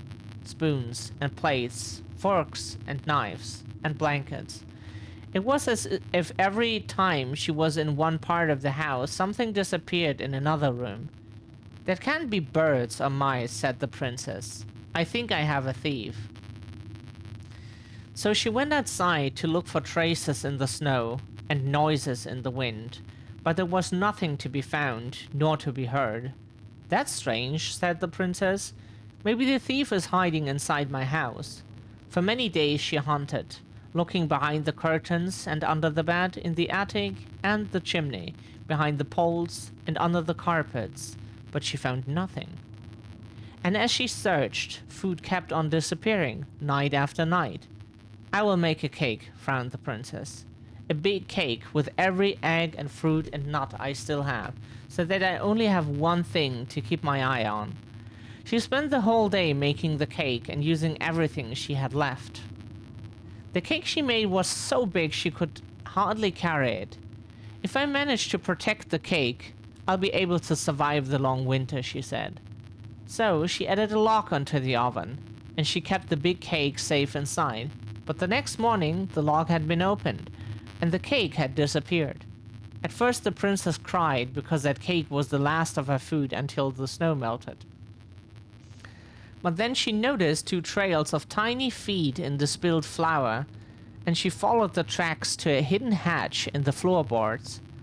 This is how the princess realized that two tiny thieves were living under the wooden house, right below her feet.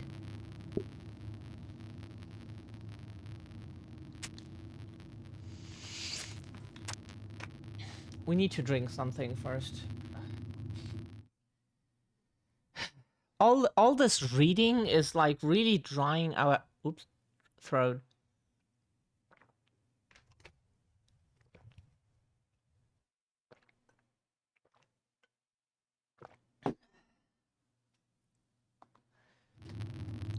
The princess makes new friends. Once upon a time, in an ancient and deep forest, there lived a wise princess in a big wooden house. She had been living alone just fine for a very long time, until the day she noticed food and small items were disappearing from her house. The thefts went on and on until the day her last cake, which had been made with the last of her eggs, the last of her fruit, the last of her nuts, and the last of her flour, well, that last cake was stolen too. And all she found at the scene of the crime were 2 trails of tiny feet and the spilled flour, leading to a hidden hatch in the floorboards. The princess did not try to open the hatch, nor did she try to break it. She was too tired and too hungry. All she could do was cry in silence. Yeah, that sounds like our life. Alone in the big wooden house hidden in the ancient and deep forest. She cried for a long time until evening arrived, and then she cried some more. Suddenly a tiny voice came from under the house. "What is that noise you make?" it asked. "We do not like it, not one bit. I'm crying because you two are mean to me, whoever you are. You stole all the food I had, and I will starve before the end of this long and cold winter." The hatch opened just a peep, revealing 2 frowning faces peering out from the darkness of their hideout. "But we are hungry too," said the second creature. "We have been hiding in this cave for a long time, and now the winter is upon us and we need food." The princess dried her eyes and smiled at the 2 goblins. "If we were friends, we could share the cake you stole from me." The 2 thieves spat and smirked. "A friend? What is that?" The princess frowned, for she realized that the 2 tiny thieves were as lonely as she was. A friend is someone you love and care for, someone you would never hurt. "We never hurt each other, and we care for each other," said the goblins at the same time. "What does it mean, we are friends? Does it mean we are friends?" "Yes, that's exactly it." "And if we were friends, you would not hurt us?" "Of course not. Friends trust each other." The goblins shook their little heads. "We trust no one, for no one trusts us." Their words made the princess cry again, for now she understood that the 2 creatures were not only as lonely as she was here in the big wooden house, but they had been lonely since they were born. "You're making that noise again," frowned the goblins. "Please stop that, for it makes us feel unhappy." "Are you a witch? Is this some sort of magic?" "It makes you unhappy because we are friends," said the princess. "But we don't know you, and you're not like us. Sometimes friendships comes right away, even between 2 people who are very different. Does it mean we can't steal from you anymore?" "Yes, but that's what we do. We are the crafty goblins who live under your house." "Well, then maybe we could arrange something." "Is that what friends do?" "Yes, I believe they do." And this is how the princess met the crafty goblins, and how they became friends. God, this year was so,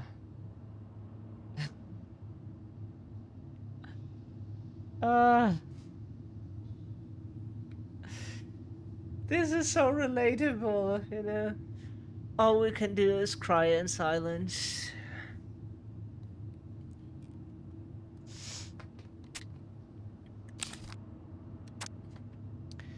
The bear's big paws. Once upon a time, in a deep and ancient forest, the old bear was out looking for a snack when he spied a bee's nest in a hole high up a tree.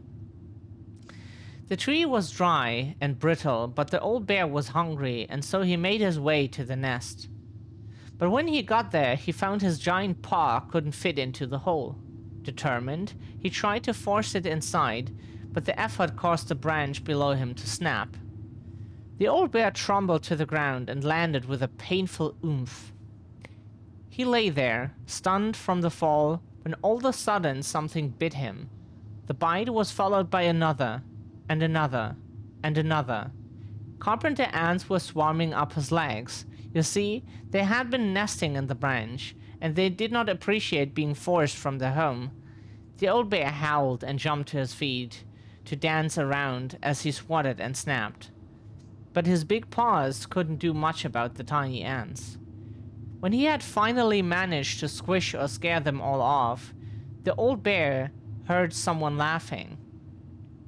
The crafty goblins had seen the whole thing. "Clumsy old bear," they teased. "Those big old paws aren't good at anything, are they?" Then they sped off, leaving old bear's pride hurting just as bad as his body. He lumbered through the forest, hungry and sad. "Maybe I'm just a clumsy old bear," he moaned, "and my big old paws aren't good at anything."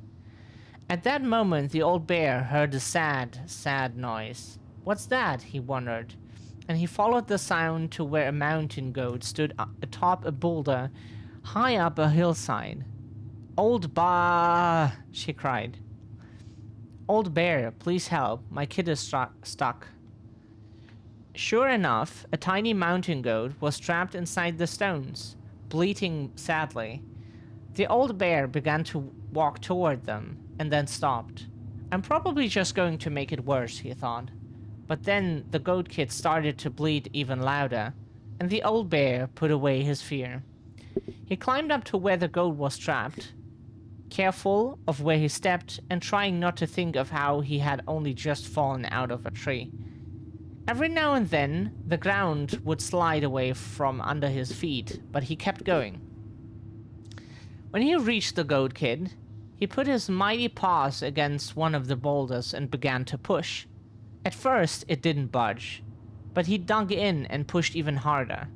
Finally, the boulders parted just wide enough to let the kid scramble to safety. The old bear released the boulder and let out a roar of triumph. Roar!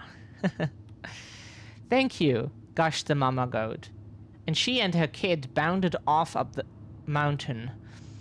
The old bear watched them go with a smile, and then made his way back down the hillside, wiggling his rump in triumph as he went. To his surprise, the crafty goblins waited at the bottom of the hill. We saw the whole thing, they said. We were wrong. You aren't just a clumsy old bear, and your paws are good for helping others. The old bear forgave the goblins for doubting him because he had doubted himself just as much. He never again thought his paws weren't good at anything, even though sometimes they weren't always great at everything. And that was how the old bear proved that his heart was bigger than his paws.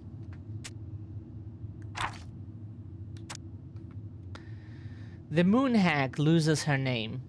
Once upon a time, in a deep and cold lake in an ancient forest, there lived an old seal who was a powerful witch in disguise. She was mean and cruel. She liked nothing more than to swim in the deepest part of the lake, where the light was dim under the eyes, admiring the corpses of the many victims she tricked into the water over the years. She was so hateful that only the cold water of the lake could keep her cool. Her most prized possession was a tin mirror sold to her by the secret keeper, and she kept it in a chest at the bottom of the lake. It was no ordinary mirror. If you looked in it, you would see a reflection of who you truly desired to be, and for 1 hour, the mirror granted you the power to appear as that person. That is probably a dream of Tyler, 100%. Whenever a boat or an unwise traveler approached the edge of the lake, the old witch used the mirror to appear as the beautiful woman she always wished to be. And with this disguise, she lured the unfortunate sailor or wanderer into the deep and cold water. There, the old seal forced the victim to become her servant, and when she was done with them, they joined her collection of corpses in the deepest part of the lake. One day, when the old seal swam down her den under the lake, she discovered that someone had stolen her mirror. The chest where she kept her most prized possession had been forced open, and now it was empty. Who would have committed such a crime? Who would have dared to deprive her of her only treasure? The old seal went mad, and her anger heated the water of the lake around her. For a time, everyone was happy with the temperature change, for the weather suddenly became sweeter and the air warmer. But after a few weeks, things started to get ugly. First, the fish began to die off, for they could not live in the hot water. Then the glaciers began to melt, and the water of the lake rose and spilled out, flooding the forest and the meadows. And finally, the weather grew so hot that even the Ice King himself was awakened from his long sleep and decided to see what was going on. In the deepest part of the lake, he found the mad witch steaming among the corpses of victims, so angry that the lake was about to boil. It only took a few minutes for the Ice King to understand what had happened and demand that the thieves present themselves before him. The thieves had no choice but to appear, for no one dared to disobey the Ice King. The crafty goblins presented themselves, mirror in hand. "Why did you steal the mirror?" asked the king. "We were curious. We just wanted to see what we really wanted to be," apologized the goblins. "But the stupid thing is broken. We look the same." "That does not mean it did not work," smiled the Ice King. "Now, apologize and give the mirror to me, for it is too powerful to be used by thieves or a mean old hag." The goblins apologized and gave the mirror to the Ice King, but the old seal was still hangry. We get hangry sometimes. "And what about me?" she asked. "I have been deprived of my treasure, and I demand compensation." The Ice King frowned as he spoke again. "Old hag, you are mean and cruel, but I concede you have been wronged. For now, you will be allowed to leave the lake and walk the earth as the hag you really are, but only when the moon is full. And you, goblins, you had better stay away from the lake, for I won't protect you from the moon hag's wrath." And this is how the two goblins forced the moon hag to change her name. Cool. The goblins trick the Mad Hunter. Once upon a time, in a castle just beyond the ancient and deep forest, the Mad Hunter was punished by the Gold Lady for failing to return with the wise princess. "For your failure," said the Gold Lady, "I will take your left hand. You will return to the ancient and deep forest and hunt the wise princess, and if you can bring her back, I will return your hand to you. Fail again, and I will take your right hand." The Mad Hunter could hunt with just his right hand, but if he lost both his hands, he would never be able to hunt again and would no longer be a Mad Hunter, but only a madman. So the Mad Hunter returned to the ancient and deep forest, searching with his piercing eye for the wise princess. The crafty goblins were out searching for mischief when they saw the Mad Hunter on the prowl. "We cannot let him find the princess," said the goblins, and so they devised a plan. It was wash day, and the princess had hung her beautiful gown out to dry. They stole it from the line and stuffed it full of straw, and then returned to where the Mad Hunter was scouring the paths of the forest. As the Mad Hunter turned down a path that would have led him to the big wooden house, the goblins danced the straw princess in and out of view in the opposite direction. The ruse worked. The hunter fixed his piercing eye on them and followed. Through the day and into the night, they led him away from the true princess. As night fell, the crafty goblins realized the error in their plan. The Mad Hunter was now hunting them. If he caught them, he would not be kind. So they put their heads together to come up with a plan. It did not take them long to realize where they should go. They led the Mad Hunter to the edge of the deep and icy lake, and when he came into view, they weighed the fake princess down with stones and dropped her into the frigid water, careful not to plunge into the depths themselves, lest the moon hag take her revenge on them. The Mad Hunter removed his clothing and dove in after the fake princess. He followed the shape of the sinking princess deep into the chilly water down below where ice covered the lake's surface. Finally, he caught her, but when he spun her toward him, he realized she had no head and that her body was stuffed with straw. And then he felt a slippery, thin brush his shoulder as the moon hag loomed overhead. The next morning, the princess went to retrieve her gown from the clothing line and found that it was gone. She immediately suspected the goblins of mischief and called, "Goblins, did you take my gown?" The goblins emerged from the cave and nodded sadly. "Now, what will I wear?" asked the princess, sad and angry that she had lost her only dress. "Let us explain," said the goblins. So they told the princess the story of the Mad Hunter, and they produced his clothing. And then they produced his clothing. which was a bit large for the princess, but much warmer than her beautiful gown. She immediately forgave them. "Thank you, my friends," she said, "for rescuing me and for this clothing, which will keep me warmer, much warmer in the winter than my beautiful gown." The Mad Hunter was forced to remain below the lake with the Moon Hag, but she did not kill him because, even reduced to just one hand, he was too useful as a servant. Lo, he plotted the day he would emerge, to once again hunt the wise princess and earn back his left hand. And that is the story of how the crafty goblins rescued the wise princess from the Mad Hunter. The pelican helps her friends. Once upon a time, in a deep and ancient forest, an early winter storm blanketed everything in snow. It was so early in the year that the creatures of the forest were not yet ready for an ordinary winter, much less a bad one, and everyone agreed the storm was a sign the Ice King had plans for a long, cold winter. The princess had grown up in a kingdom where it was sunny all year long, and the goblins were very young, so no one in the big wooden house knew how to prepare for such a winter. The house was not well insulated, and they did not have enough fuel or food.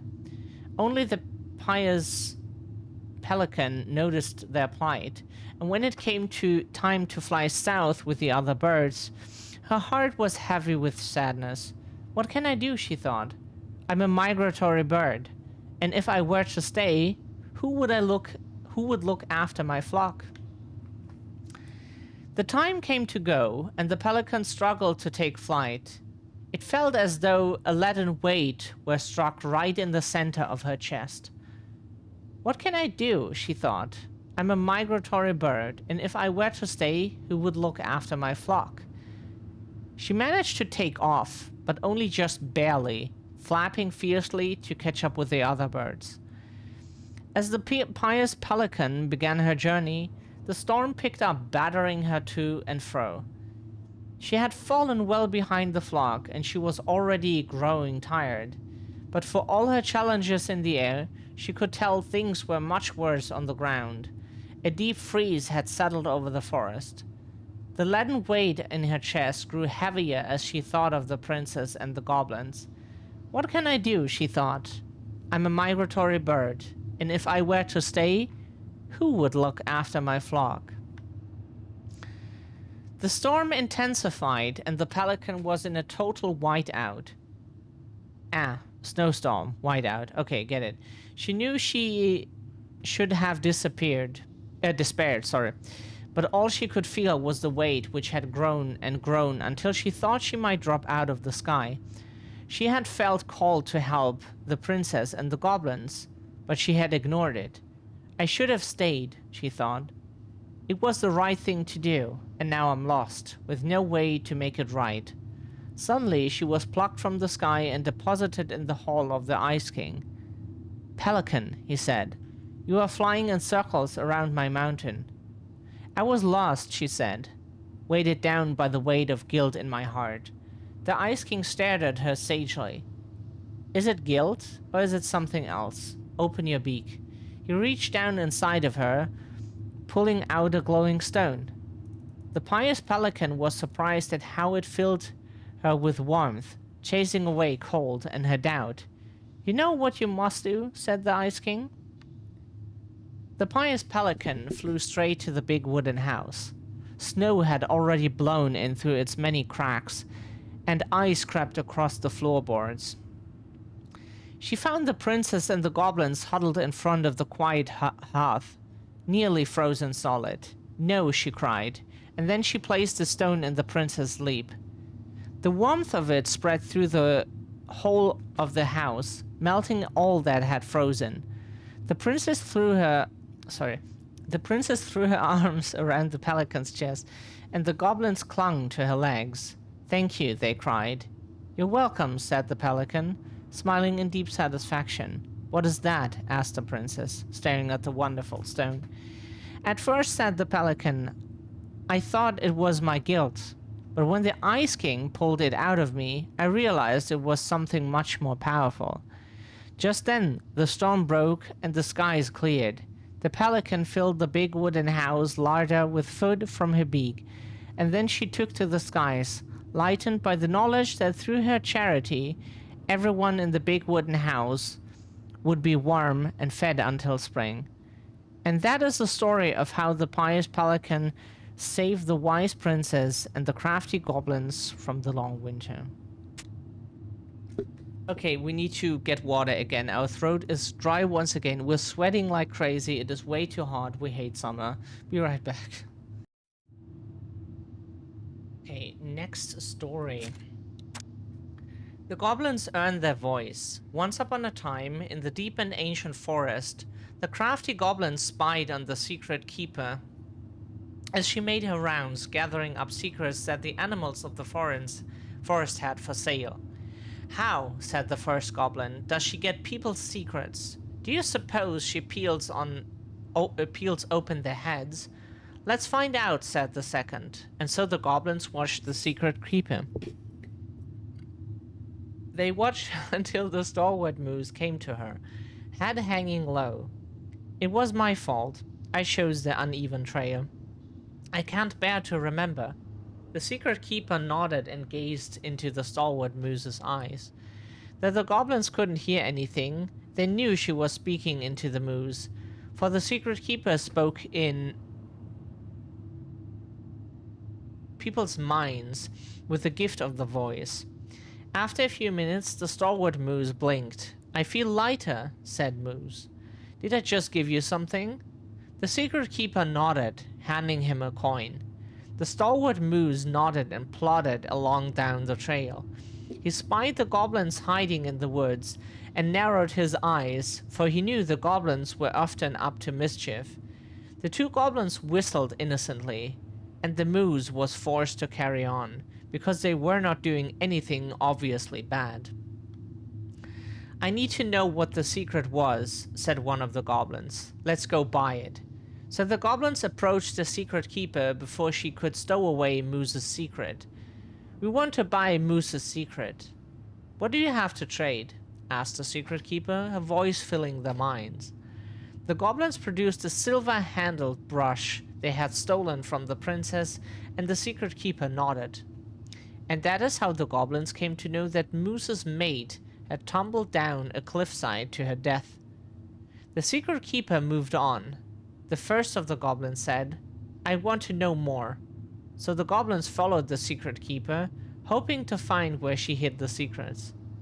They followed her to the peak of a nearby ridge and watched as she stowed the rest of the day's secrets high in a cloud. When she had gone, they climbed a high spruce tree that disappeared into the misty sky. They reached out and just managed to dip their hands into the clouds. Their heads were filled with memories, and they snatched their hands back out, as if they had just thrust them in boiling water. Tears poured down their cheeks. That was how the secret keeper found them, crying in the tree. "You stole my secrets," seethed the secret keeper. "Give them back." The crafty goblins stopped crying because they saw an opportunity. "What will you give us in exchange?" they asked. "I will give you back the silver-handled hairbrush," offered the secret keeper. "For so many secrets?"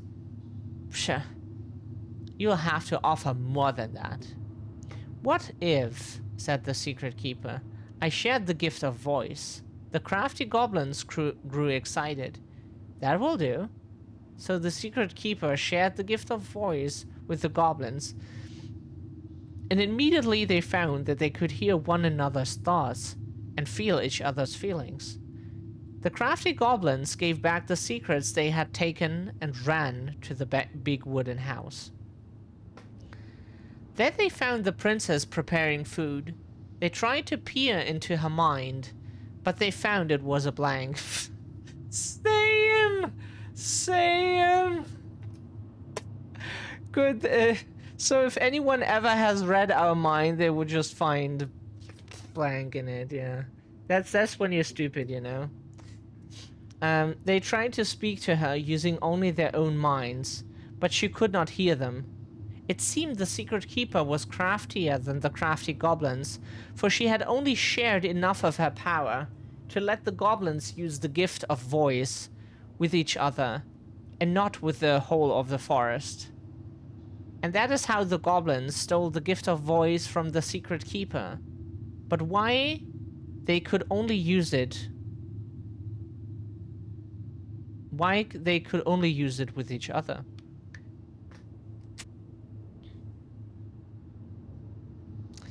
Okay.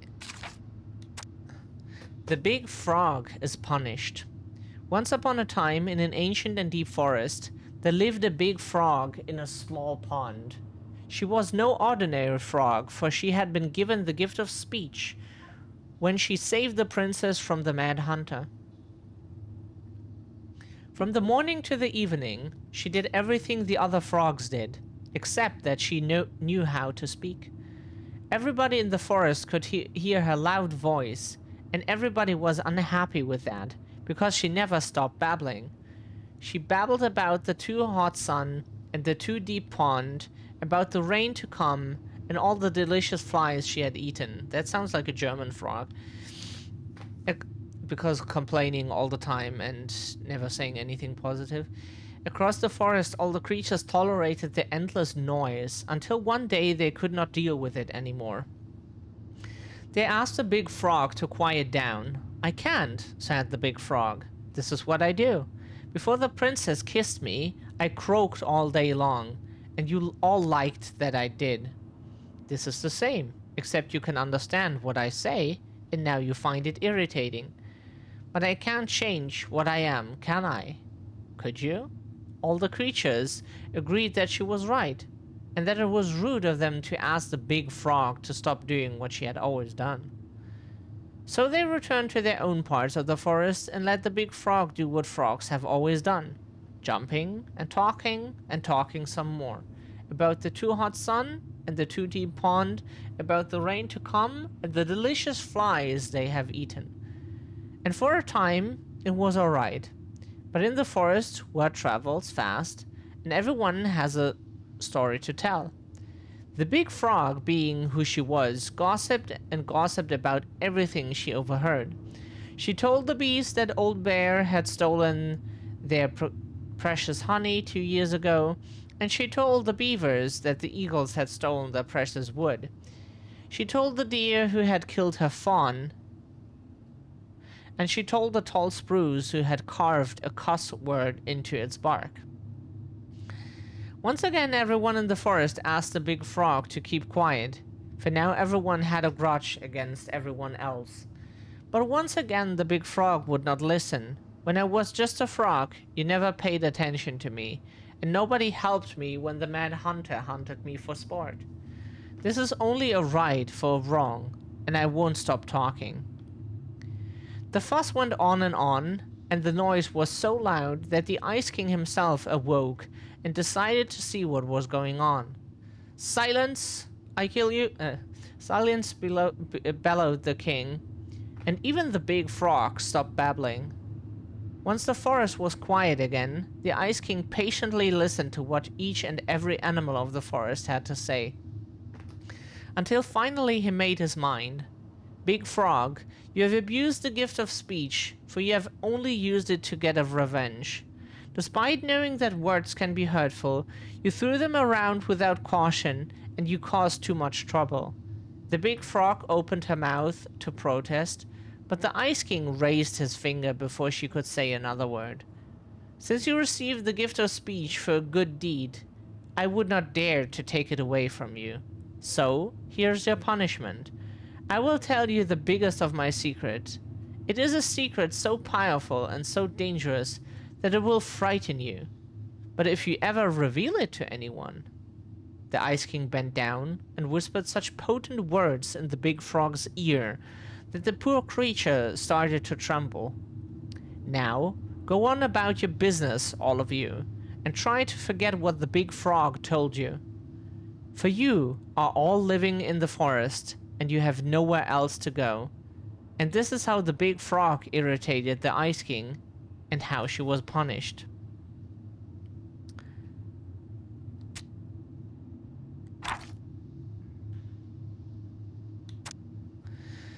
The goblins saved the old beaver. Once upon a time, in a deep and ancient forest, winter gave way to spring in a sudden burst of warm air that melted all the snow and all the ice all at once. The river swelled until it could no longer hold all the water in it, and then it spilled out to create new rivers in places where no one was expecting them. The whole of the forest went into a panic, looking for shelter from the rising waters. The very old beaver had been working on her dam when one of those new rivers came rushing right at her. She screeched and squealed, but whatever direction she ran, more water appeared. She was caught in the flooding, and though she had once been an excellent swimmer, age had taken its toll, and so the raging water carried her off at a speed she couldn't control. "Help," she called. The crafty goblins had been running back to their cave under the big wooden house when they heard the beaver's cries. Sorry. "We have to help the beaver," one goblin said. "You go one way and I'll go the other." They ran, keeping in touch with the gift of voice. Finally, one of them spotted her, twisting and tumbling in the river, but she was on the opposite side of the water, and the goblin could not reach her. "Brother," the sister goblin called out through the gift of voice. "I see her, but I can't get her. Maybe you can?" "I'll try." The goblin guided her brother so that he would hit the river in just the right spot to reach the beaver. The plan worked, and soon the second goblin appeared in just the right spot. "Beaver," he shouted, holding out a branch. "Grab a hold of this." The beaver grabbed it, but in her panic, she pulled the goblin in too. "No!" cried his sister. She ran as hard as her legs could go, managing to outpace the river and get ahead of the beaver and her brother. Searching for some means of getting them out, she spied a low-hanging branch. They'd zip by it quickly, but if they were fast enough... "Brother," she cried out through the gift, "you're coming up on a low-hanging branch. You'll zip by it quickly, but if you're fast enough..." "Got it," said her brother. And then he said to the beaver, "Get ready to grab a hold of low-hanging branches. We're going to zip by it quickly, but if we're fast enough..." Suddenly, they were right in front of it and reached out, snagging hold. Though the water beat against them, trying to shake them loose, they pulled themselves along the branch, back to dry land. When they were all safe, the very old beaver thanked the goblins. "But how?" she asked. "Did you know just where to find me?" Sorry, that sentence was hard to read. "And how did you know that branch was coming?" The goblins shared a secret smile. "Just lucky, I guess," they said. And that is how the goblins saved the very old beaver from the flooding river, and how she never knew how they did it.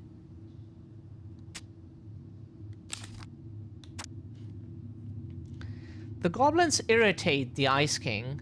Once upon a time, in a deep and ancient wood, the crafty goblins were getting into all kinds of trouble.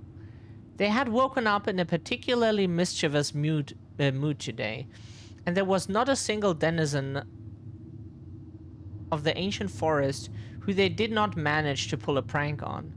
They left a mud pie in the princess' kitchen so that when she dug in, she got a big mouthful of dirt. "Hi!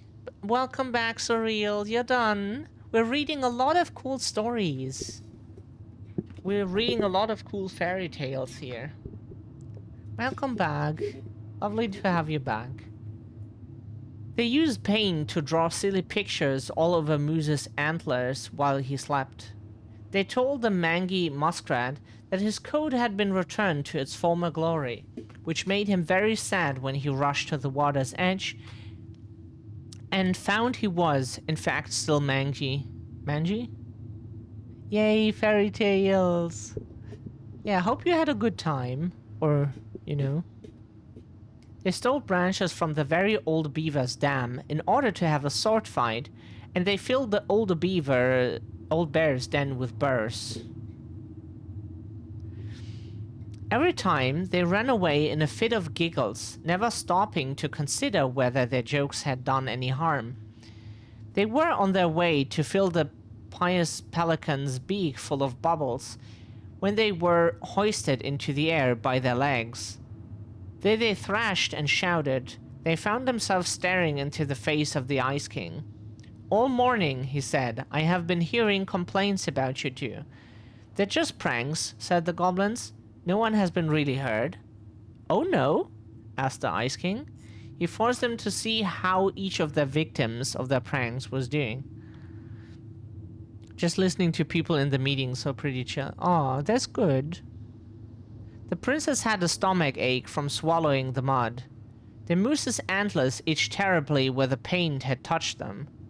The muskrat was crying, sad at being reminded what his vanity had cost him. The very old beaver's den was flooded, and the old bear was trying to get the burrs out of his fur, but finding most of them hopelessly tangled. "For your punishment," said the Ice King, "you must help each of them undo the harm you caused. If you do a good enough job of this, there will be no further punishment. If you do not, you will have to give me your noses, so that you can no longer stick them into other people's business." There was a show once called My Name is Earl. And Earl was a guy who was like mean to people all the time. Until he like almost died into like in a car accident, you know. Think that was it.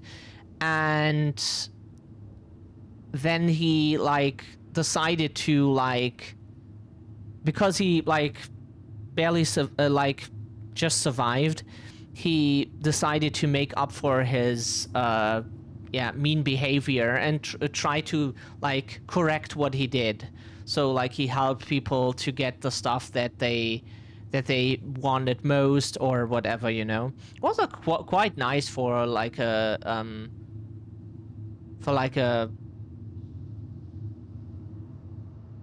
is it a sitcom, but like some funny show, you know. The princess had a stomach ache from swallowing the mud. The moose's did we read this already? Moose's antlers itched terribly where the paint had touched them. The muskrat was crying, sad at being reminded with his vanity. Sorry. Sorry. If you do a good enough, if you do not, you will have to give me your noses, so that you can no longer stick them into other people's business. Now the goblins liked their noses right, where they were, in the middle of their faces, so they set about making things right. They baked a real pie for the princess and brewed her a tea that would settle her stomach. They scrubbed the moose's antlers clean, and then covered them in soothing mud. They sat by the river with the muskrat, listening as he talked in great detail about his old coat, and then they did their best to point out all the things that were still handsome about him, like his proud whiskers and sparkling eyes.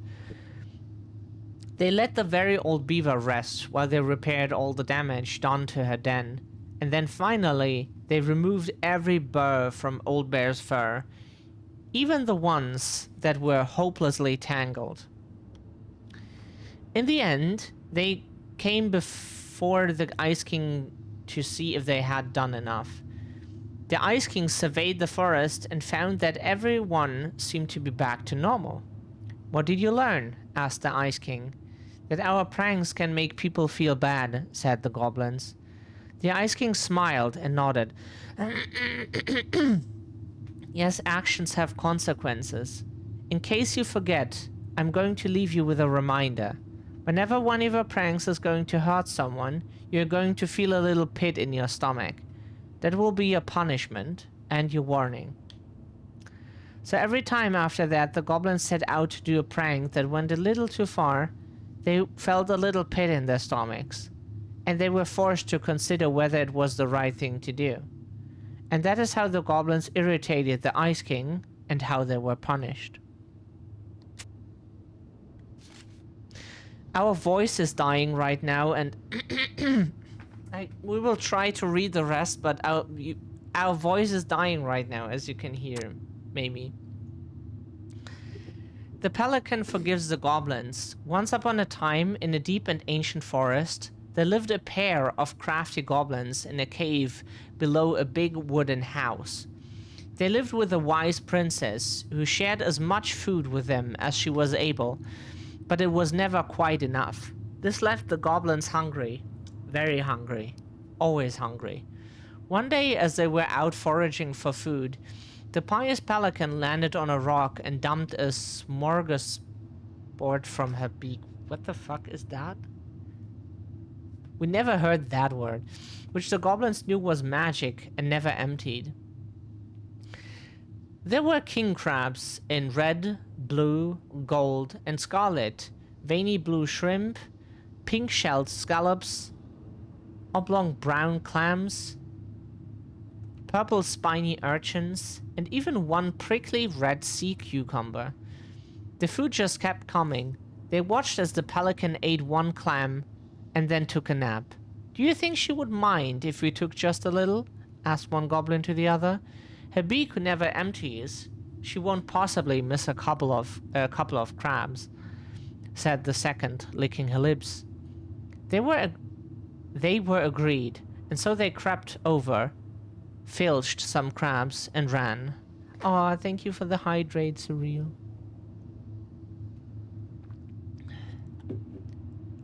The goblins starved the crabs, and when they finished, they found that they were still hungry.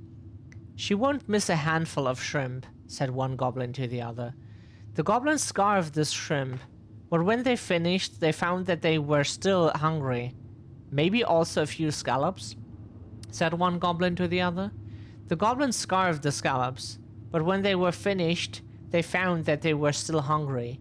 So they went back for clams, and then urchins, and finally even the sea cucumber. Finally, they were not hungry, but there was also nothing left. Just then, the pelican woke up. "What happened to my food?" she asked. Unable to lie about it, the goblins confessed their crime. The pelican was dismayed, but she was a charitable-hearted bird, and she could tell the crafty goblins were growing little creatures. "Do it for your vocal cords. Thank you very much." "Goblins," said the pious pelican, "I will share my food with you, but you must, in return, follow my example and be as generous with others as I am with you. Take that to heart, and I will have considered your debt paid."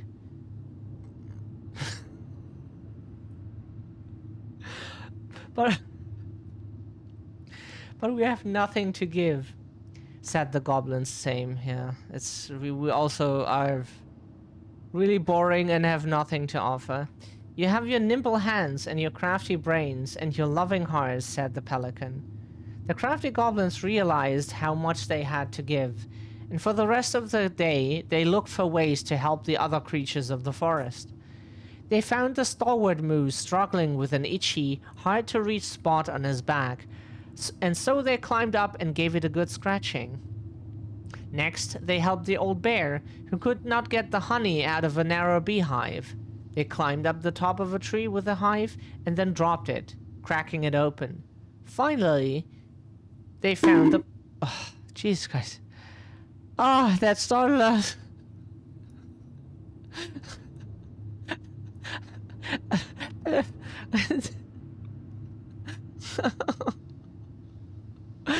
No, you're not boring. Nice to be around. You got stuff to offer. Thank you very much, Surreal. Why did this startle us?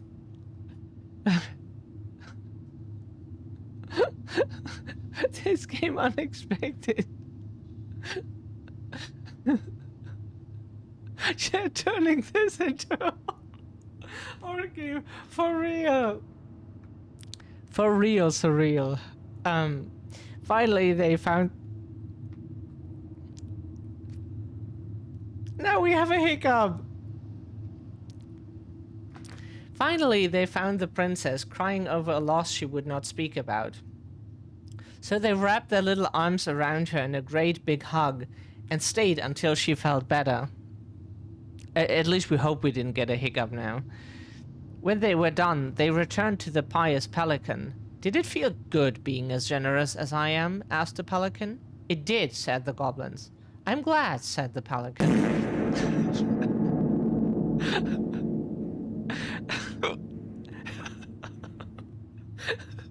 Now we have a hiccup.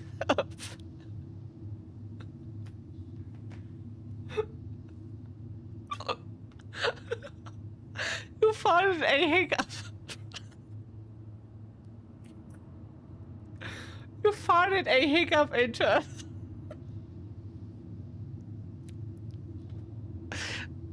Look what you've done.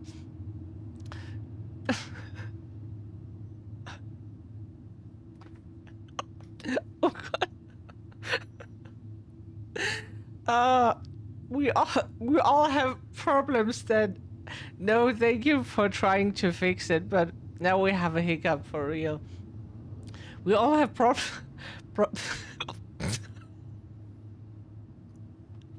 We can't. We're trying to speak, but okay.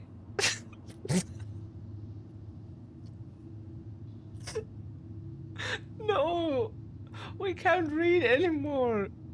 No.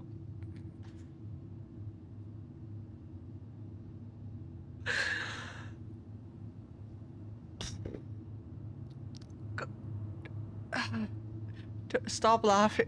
Stop laughing. Stop laughing. Oh. We all have problems that we can't solve. We can't. We're broken now. Shit. Okay. Post-it check, yeah. Okay. That we can't solve on our own, but if everyone goes about it with generosity in their hearts, then there's always someone on hand to help. But we all must commit to do so. Limit is reached. Oh yeah, stretching. We definitely...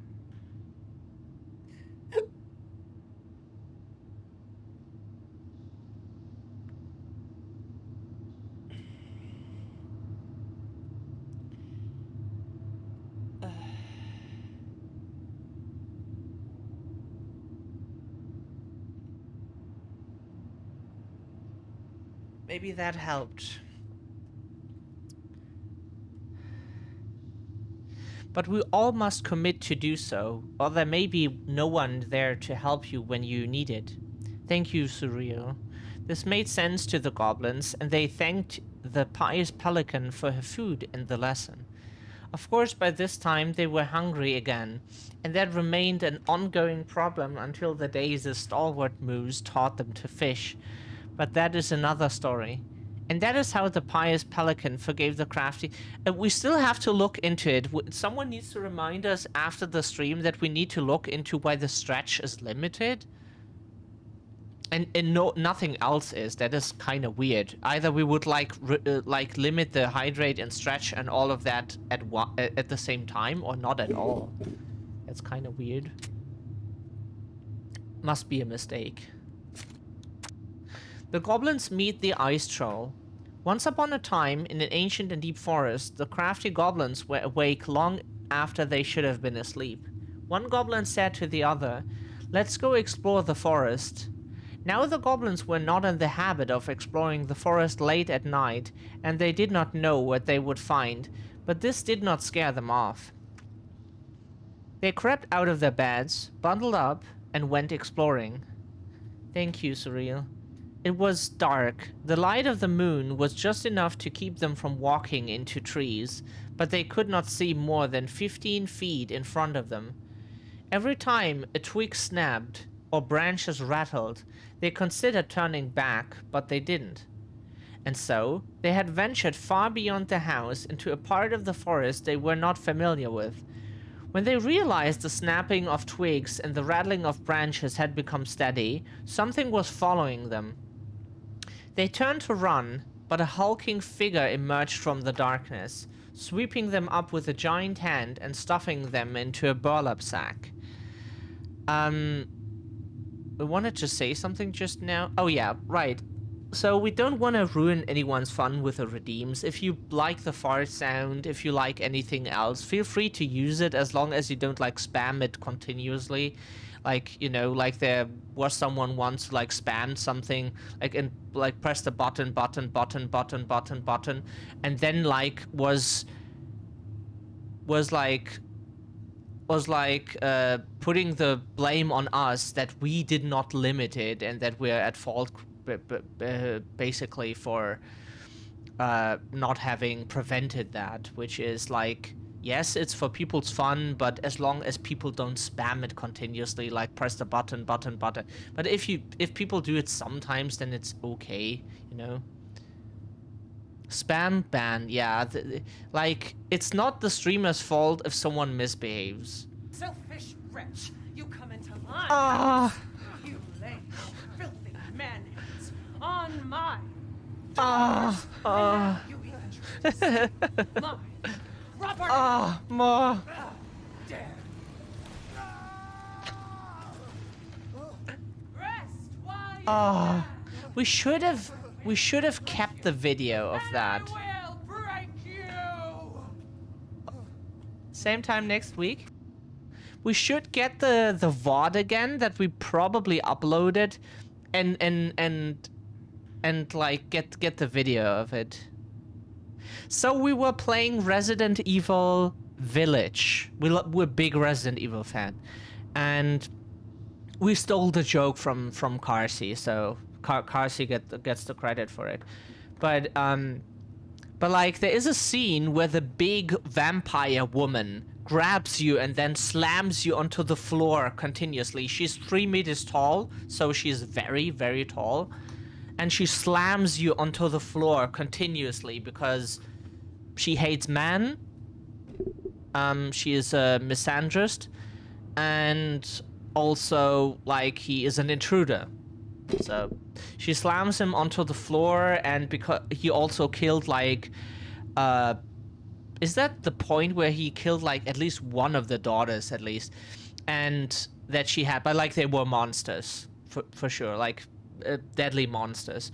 And so she slams him onto the floor, and because you're playing in first person, which is how the game is made, like, we were like, hurt us, again, and get slammed into the floor, you know?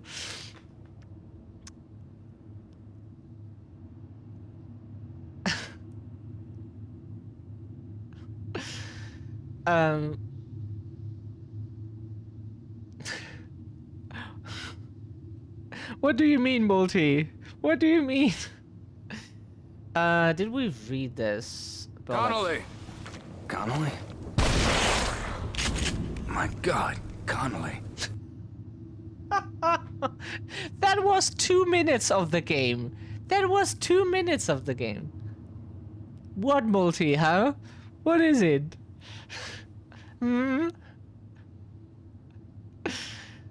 But yeah, the Connolly redeem was from The Evil Within. And like, there is that guy where he like is like, oh, Connolly, oh no, and then he shoots him, you know, or you don't need to kill him, but like most people kill him. And because we were playing New Game Plus, so we killed him with a shotgun and shot him to death, like shot him dead, and then like, oh no, Connolly. And that was 2 minutes of the game. The goblins You can never defeat me. That's from a song. That's from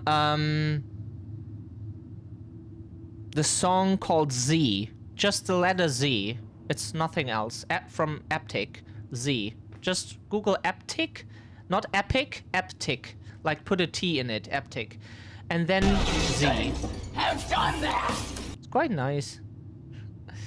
The goblins wiggled and cried out, but the sack remained shut as their captor stomped through the forest. Yeah, keep your sack shut. god, that sounds so wrong. Or singing whittle diddle dum, whittle diddle dee. In this bag's a meal for me. After a lot of thumping and thudding, the bag opened and the goblins were dumped into a giant iron pot full of warming water. A huge troll stood overhead, grinning down at them through long, bushy, white eyebrows. I'm the ice troll, and you are my dinner. He ready to cook the goblins, singing whittle diddle dee, dum dee dee. Sorry, it's hard to read when you're not expecting what you read next. There's soon to be a soup for me. Finishing his ditty, he bent over to stoke the fire beneath the pot and let out a loud noise of pain, rubbing a spot on his back that always ached. The trolls stood painfully and walked over to a stone shelf where he began to chop potatoes. Put the water in my cup without boiling it. Aww. Yeah, it can happen. One of the goblins had an idea. She whispered to her brother, "Follow my lead." The goblin stretched out in the water, floating and letting out sighs of contentment. "Ah," said one of the goblins, "this is the most relaxed I've ever been. My body feels so good, I think I could run 100 miles without stopping," said the second. The troll peered at them. They weren't supposed to be happy about being in the cookpot, but they certainly looked like they were. "Troll," said the goblins, "if your back is hurting, you should try sitting in the water. Just for a little bit, before it gets too hot." The troll stomped over. But if I take you out, then you will escape. And there would be no soup for me." "Put us back in the sack," suggested the goblins. "Then we can't run away." This made sense to the troll. The spot on his back that always ached was still bothering him, and the goblins couldn't go anywhere if they were trapped. So, he stuffed the goblins back in the sack and climbed into the soup pot. He stretched out and let out a sigh of contentment. Meanwhile, the goblins threw themselves around in the sack until it began to swing. The troll was so relaxed he didn't even notice. The bag dropped onto the shelf where the troll had been chopping potatoes, and the goblins pushed it up against the edge of the troll's knife, sawing a hole. Then they made a break for it. The troll finally noticed what they were doing and roared out in anger, but he was so relaxed that when he tried to chase them, he tumbled out of the cookpot into the flames, catching his bushy eyebrows on fire. The goblins ran and ran as fast as they could through the ancient and deep forest until they were back on their cave and safe in their beds. They vowed never to venture out in the ancient and deep forest late at night again, for they did not think they'd get so lucky as to trick the ice troll twice. And that is the story of how the crafty goblins met the ice troll and why they never did it again. You just want a tea.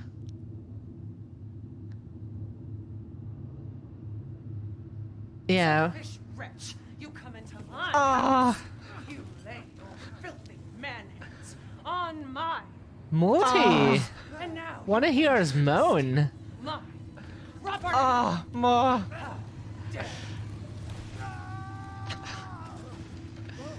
Rest while you Ah. can, because I will hunt you, and I will break you. Same time next week.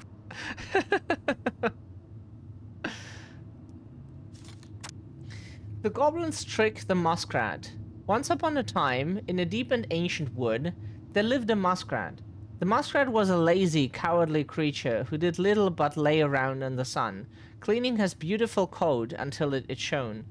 One day, the muskrat found the crafty goblins playing King of the Mountain on his favorite rock. He was too cowardly to confront them directly, and so he retreated to a safe distance and then pitched a stone right at a hornet's nest hanging overhead. One of the goblins saw him do it, but before she could say anything, the hornets emerged, furious, and chased the goblins away, stinging them. With the rocks empty, the muskrat claimed his spot. When the goblins returned, they asked the muskrat, "Why did you do that?" "I don't know what you're talking about," he said, turning away to ignore them. Got lucky, Shadow got an encore. Hiding my 394k points away before they get abused. Yeah, we're thinking about like adding more redeems and stuff that people can use, but we thought like the new redeems that we added, plus like TTS where people can like have messages read out loud, should be a fun thing for people to like say some funny stuff. It will not be in the recording, thankfully, because it could be someone joining and then saying some shitty stuff that, you know, that's why.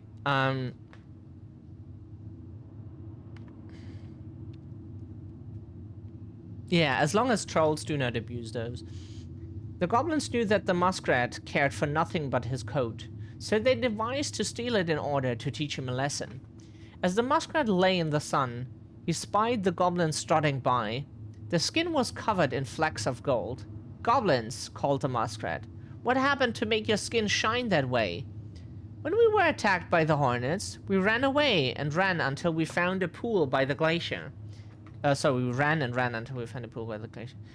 "We dove in and then came out this way." "Will you show me this pool?" asked the muskrat. The crafty goblins led the muskrat to a pool. The muskrat looked at the pool skeptically. "It looks like a pool," he said. The goblins chuckled and shrugged. "You don't have to jump in if you don't want to. But what do you lose if you try? And if it works, why, you will be the most beautiful creature in the whole of the forest." With visions of his splendid coat in mind, the muskrat jumped in. You witnessed such a situation last month. Was not pleasant. Oh, yeah. Like we had someone joining our stream before and just calling us a stupid bitch. So that person could have like waited a bit, and then like 200 points is not hard to reach, and then I think it is 200? It's like 500. It's still not hard to reach. You just have to like, and then you can like do some shit. Technically that could happen, yeah, but hopefully it won't. When he emerged, he was disappointed to find that nothing had changed. Said one goblin. "Maybe you have to be stung by the hornets first, just like us." The muskrat hesitated because getting stung would be painful. Seeing his hesitation, the goblin added, "If it works, you will be the most beautiful creature in the whole of the forest." The muskrat decided it was worth it, so he returned to the hornet's nest and pitched a stone right at it. The hornets emerged, even more furious this time. They chased the muskrat, stinging him repeatedly until he jumped into the magic pool. The muskrat was disappointed to find that once again, nothing had changed. "I wonder if the magic only works for us," said one of the goblins. "Would you like me to jump in with your coat?" The muskrat hesitated. "If it works, you will be the most beautiful creature in the whole of the forest." With visions of a splendid coat in mind, the muskrat agreed. He slipped it off and handed it to the goblins. Without his coat, the muskrat was pale and covered in scabbing welts. Instead of jumping in the pool, one of the goblins ran away with the coat, laughing. The other pushed muskrat into the frigid pool, and as water splashed the goblin, the gold flecks ran, revealing that they had only ever been painted on. The muskrat cried so pitifully and made such a clamor that he woke the Ice King, who came down to the forest to see what had happened. When the Ice King saw the muskrat, he laughed, only further infuriating the creature. "Tell me what happened," said the Ice King. Both the muskrat and the goblins told their sides of the story, and the Ice King considered the case before him. "It is true that the muskrat is vain, and that he thinks of nothing but himself," concluded the Ice King. "But he needs something to keep him warm in the water and the snow." So the Ice King was decided. The muskrat would get his coat back, but it would be patchy and unkempt. After that day, he became known as Mangy Muskrat. And that is how the goblins tricked the muskrat into giving up his coat and how he got his name.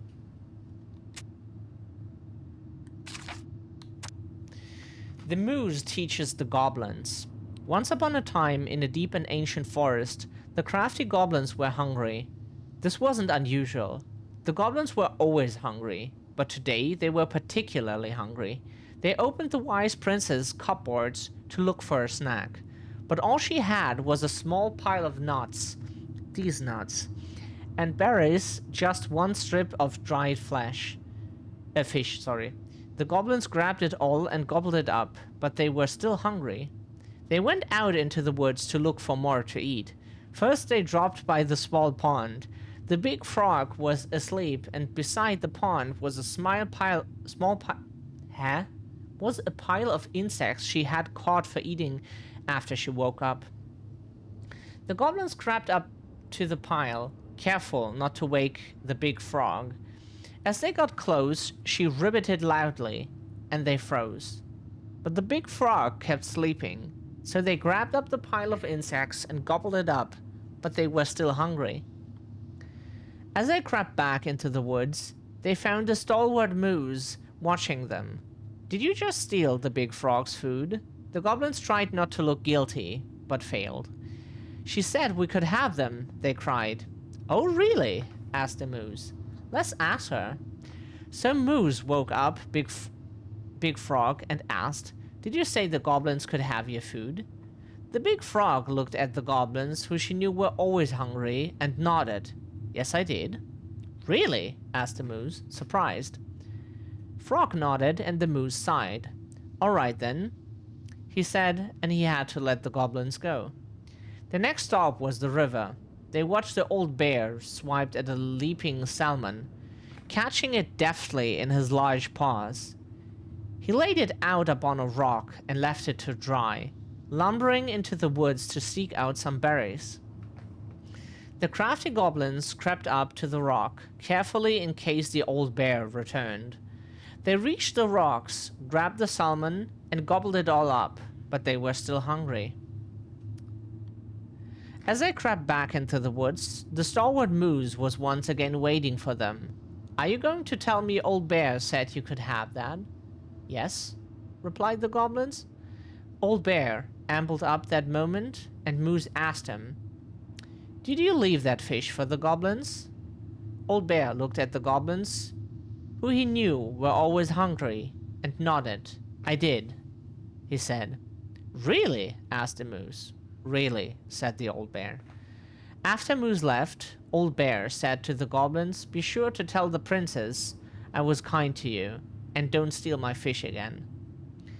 The goblins, still hungry, went out looking for one more meal. They crept up to the mangy muskrat's lodge and began to climb inside when they were dragged right back out.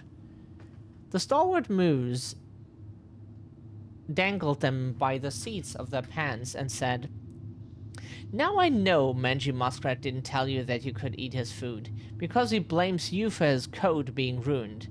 Besides, he barely has enough for himself and doesn't share with anyone. The goblins began to protest, but he shook his head. He set the goblins down and said, Come with me.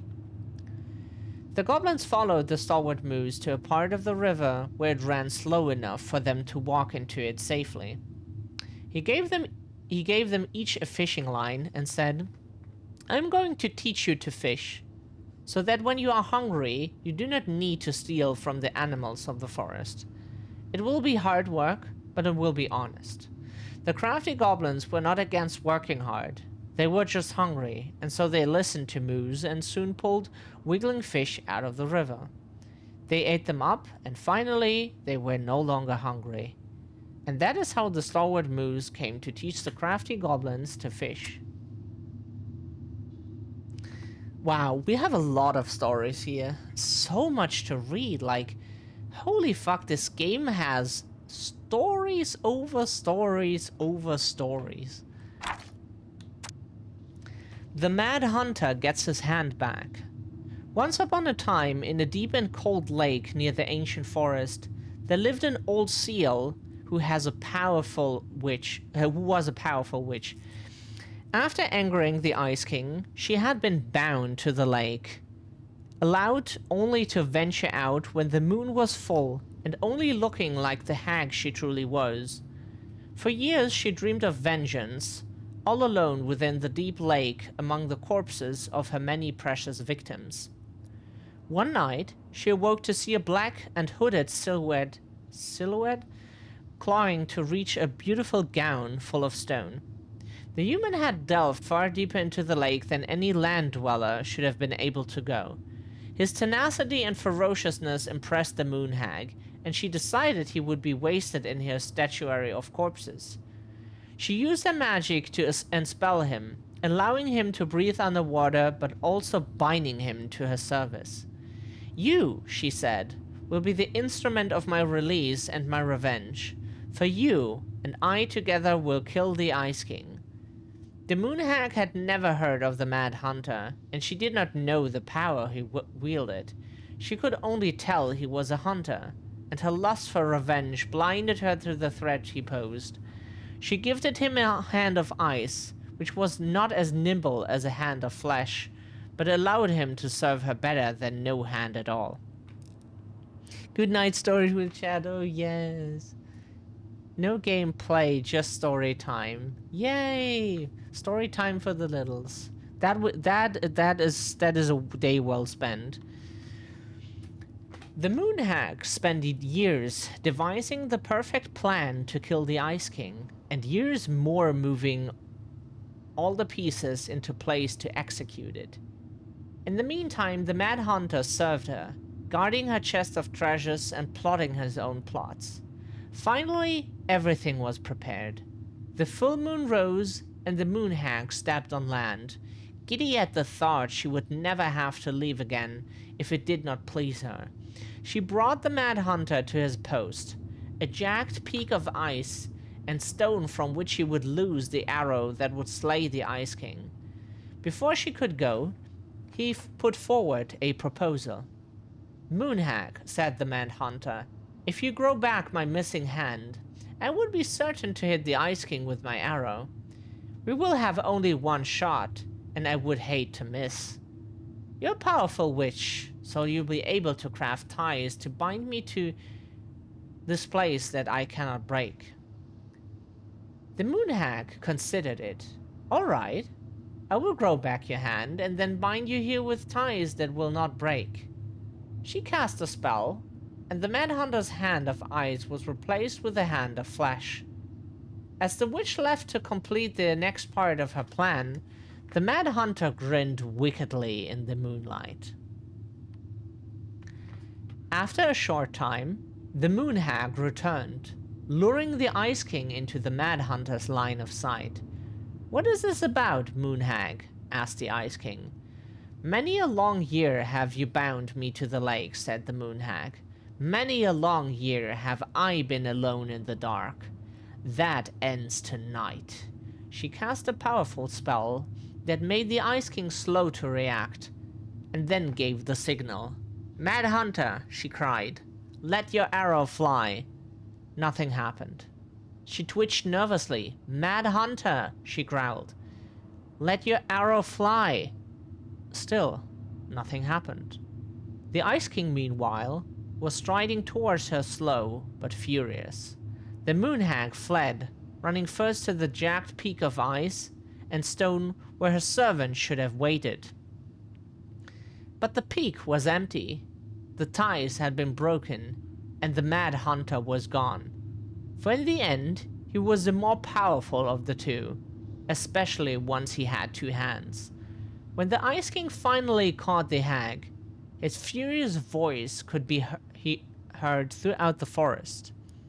For your wickedness, you will be eternally bound to the lake. You will no longer be allowed to leave, not even under a full moon. The moon hag was imprisoned in the lake, and she never tried to escape. And this is how the Mad Hunter escaped the moon hag, and how he got his left hand back. So that was all of the stories.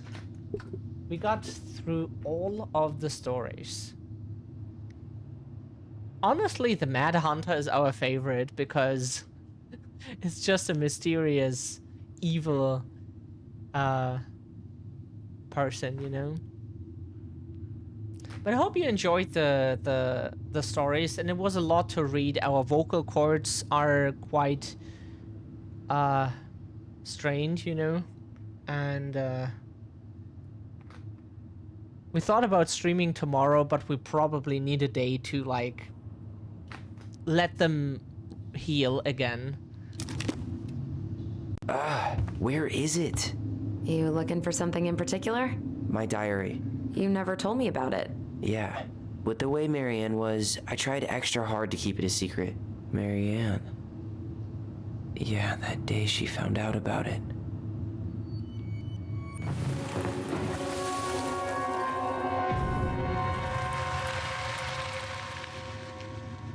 Mom? Mom! Yeah, happy you enjoyed it, everyone. Mom, where is it? What did you do with it? What now? I can't find my diary. I know you stole it. Give it back. Sweetie, whatever I do, it's just for your benefit. You read it, didn't you? You had no right to do that. I have the right to do whatever I need to protect my little girl. I'm not your girl. I hate you. You will always be my little girl. And no matter how hard you fight me, I'll fight twice as hard to keep you safe. He's not a girl. Aww. Yeah, the mother is awful.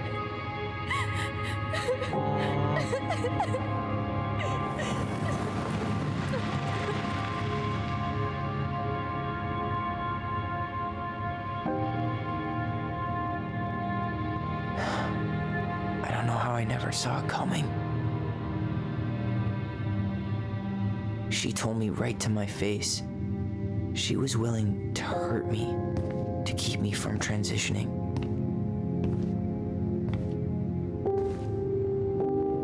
Mother is awful. Our mother was the same, by the way. Tyler, there is no way you could have known she'd go that far. That's why it took us so long to come out. I want my diary back. Her room was the only place I didn't look. Okay, but do you need to get it, like, now?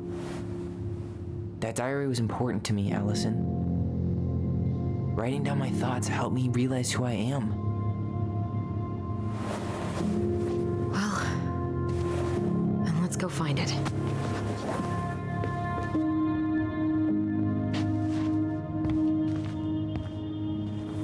You think her room is still locked? It always was. Whenever we asked for a TV, she'd just bring home a big stack of books. I think she did us a favor with that one. You may not agree when we start digging into the HBO back catalog. We'll see. Oh, we had this already.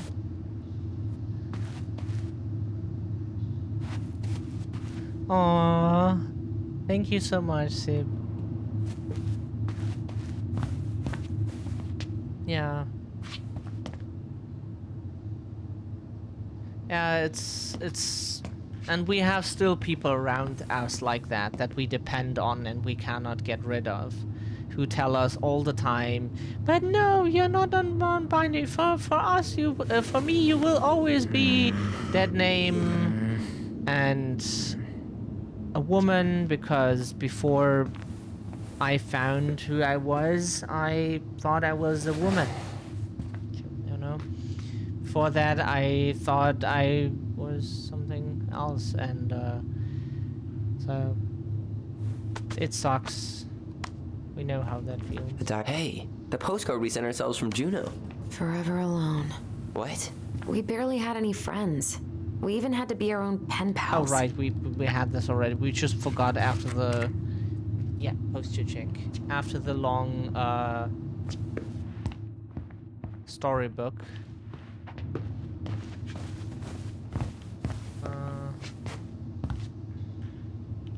That's not. Whenever we asked for a TV, she'd just bring home a big stack of books. I think she did us a favor with that one.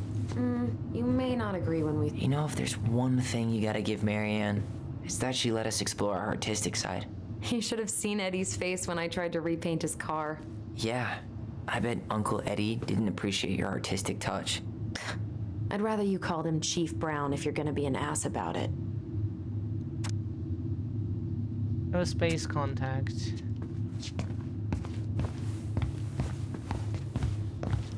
So much for my dream of being a hockey star. Marianne thought sports were too aggressive, too competitive, and too groupthinky.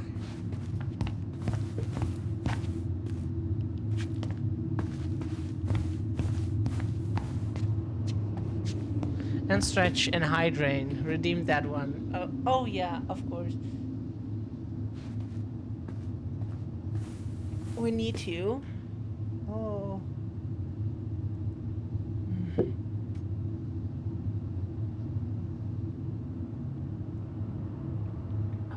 We're sweating like crazy and our throat is constantly dry.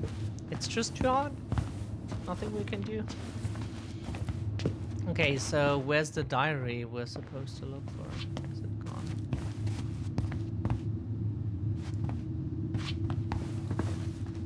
How did you convince me to let you put this up? It was my favorite movie. Back then. I think we tried everything here, right?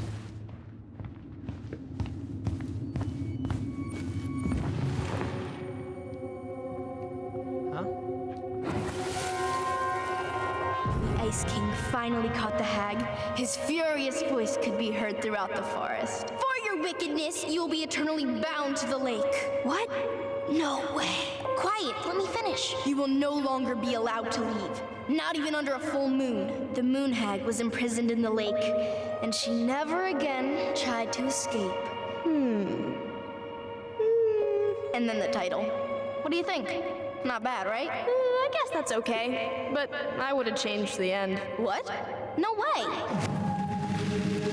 The Ice King. I totally forgot about him. That's because it was dangerous to mention his name. He was too powerful.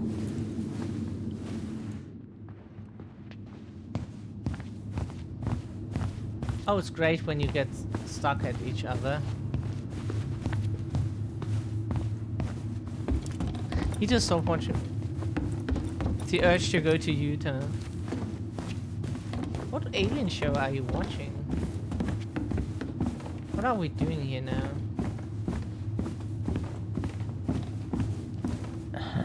I don't remember these. It's probably one of Marianne's unfinished masterpieces. There's 2 of them. Maybe they were us. In some weird way that only made sense to Marianne.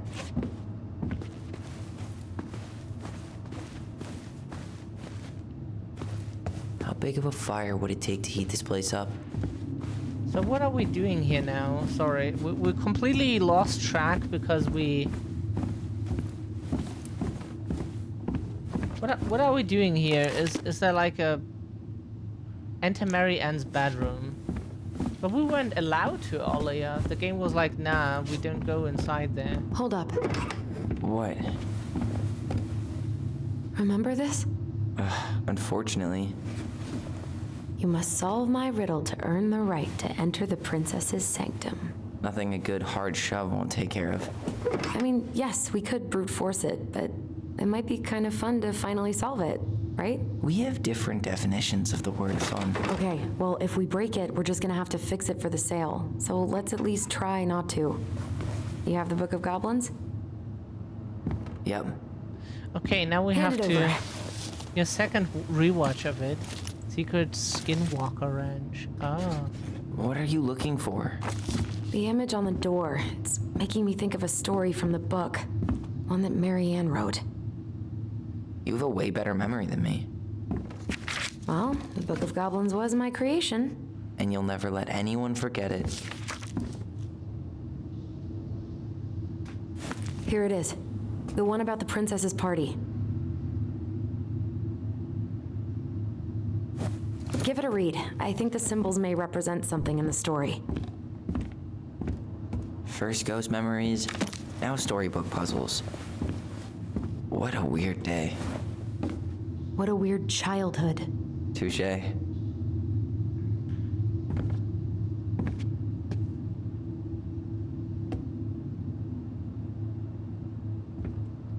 The Book of Goblins. Okay, so here we have the...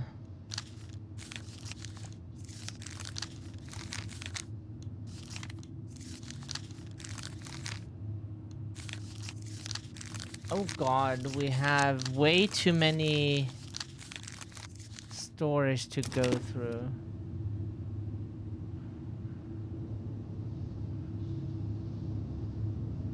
But how are we supposed to solve this?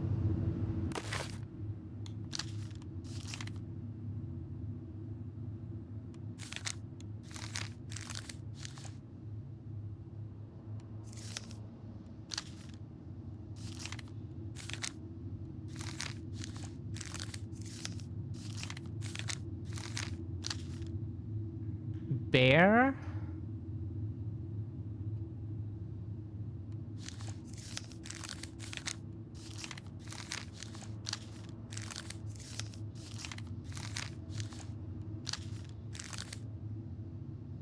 Bear, pelican.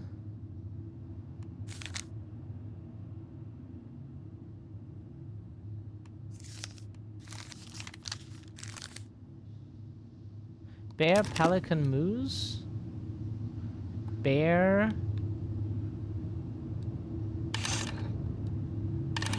Pelican.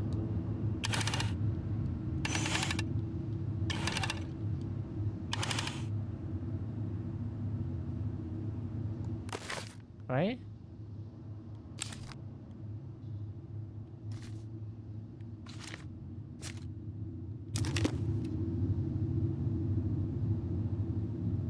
That should be it. You sure you're gonna be able to crack it? I'll be fine. I'm not stupid, you know. Sorry. Forgot I was talking to a puzzle master. Yeah, but that's the first thing that is mentioned.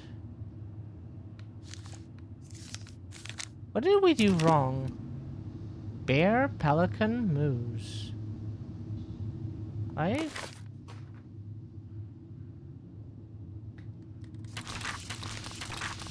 Okay, so...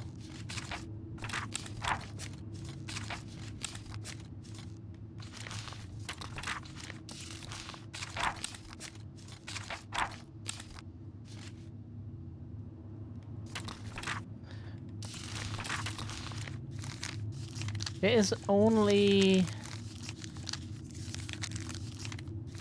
So here... Bear... Bear...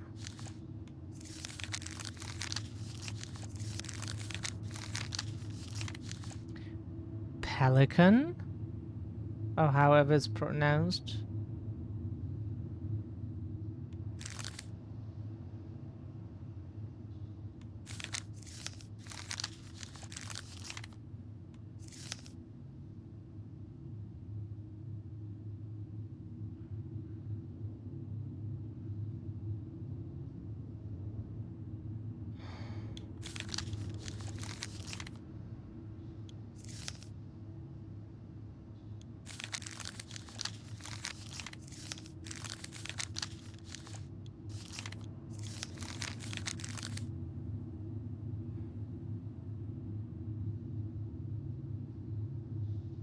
Maybe who is saying it?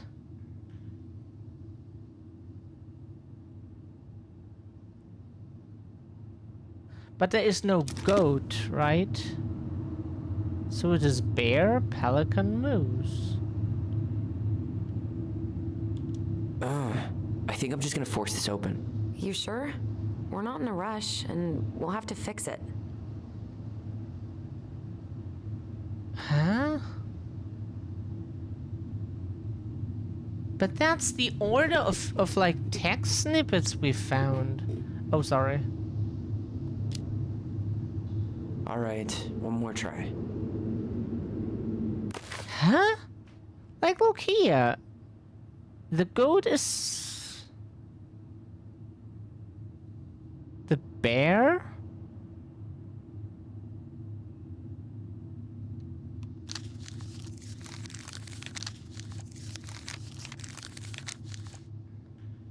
Pelican?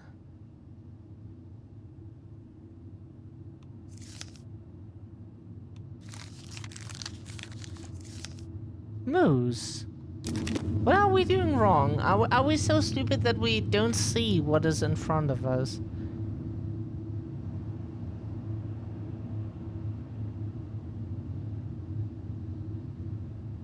Bear, pelican, moose.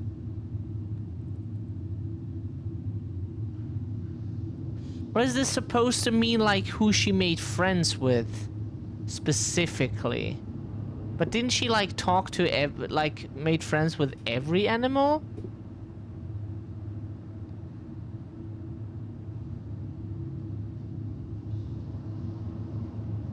Like we could try like first she made friends with a frog, we think? Then the bear?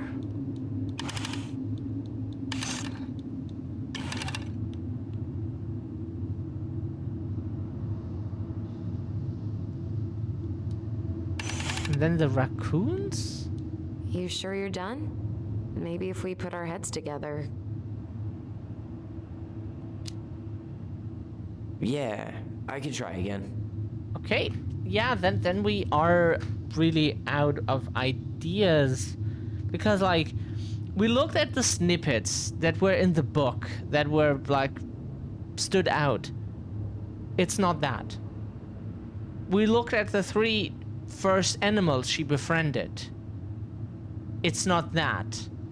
So, like, from our perspective, the game developers have to understand what ideas could we come up with, or how would we know, or what would lead us to the solution without trying out every possible solution.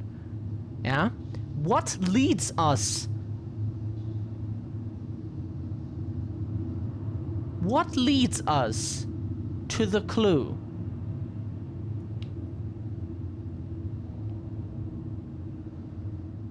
That is the thing, like, they would need to give us, like, a hint of what in particular we're looking for.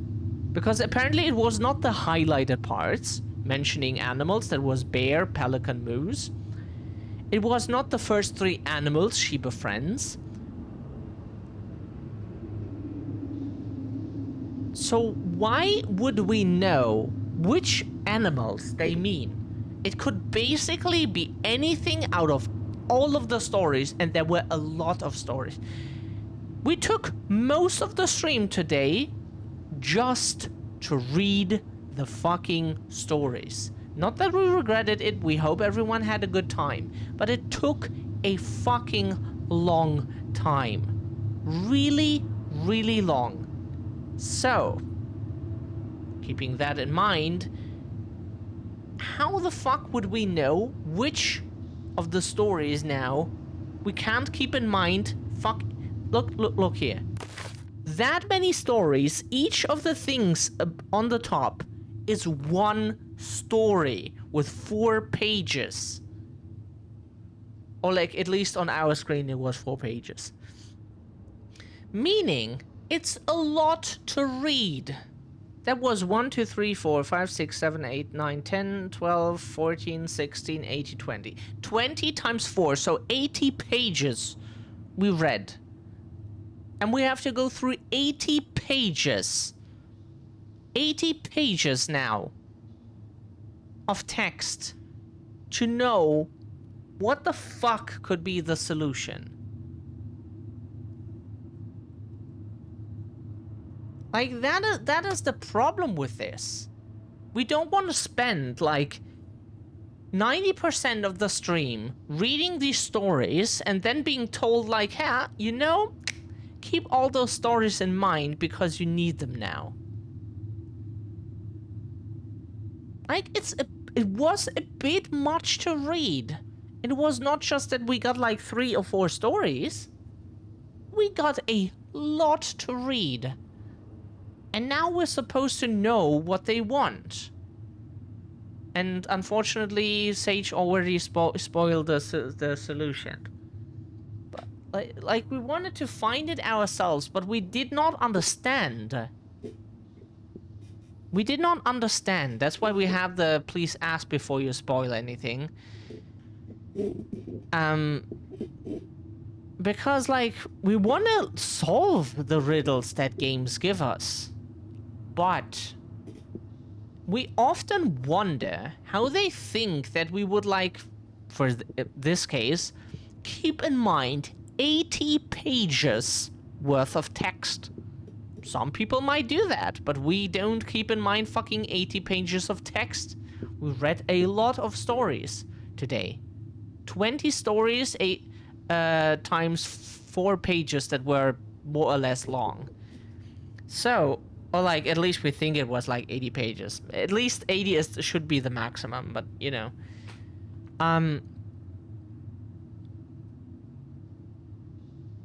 So like, it's a bit unfair to let us, you know, go through all the stories and then like basically demand that we know of all those stories. Like, if this was just 3 or 4 stories, we could, up to 4 stories, we could say, okay. You just read them again and try to find any clues in each story. But this is 20 stories. Like,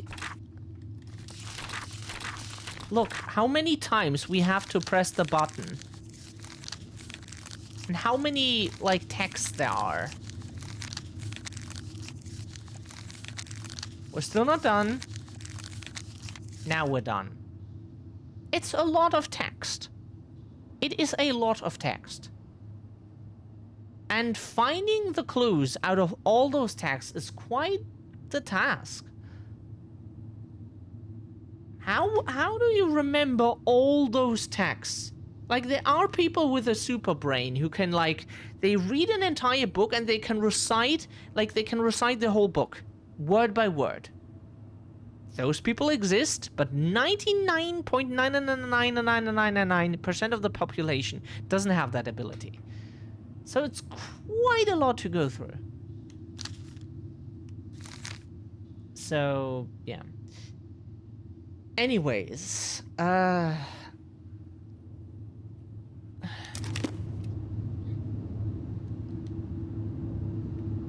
You think you're any closer to an answer? yeah, give us a hint. I think I need some help. Okay, let's think this through. Okay, I read the story. What was I supposed to get from that? Look at the wheels. The symbols are the same as the animals in the story. Yes, correct. Yeah. And the princess had to guess who'd given her the presents. Yes. Ah. I bet we have to do the same thing. Yeah, haha. Say that. That's a hint. See, the princess got gifts from animals. Ding, ding, ding, ding, ding. That is a hint. You could have said that, like, after we examined the door, not before, because we forget things after, like, 5 seconds, and that's, like, please say it afterwards so we... Or, like, put the hint on screen or something. Okay, so...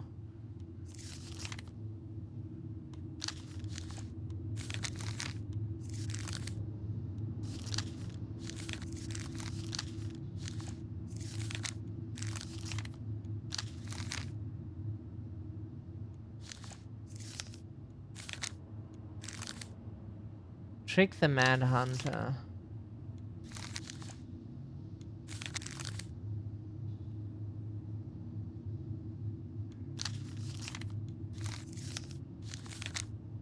The princess party. Okay, so torch, sword, and the money bag.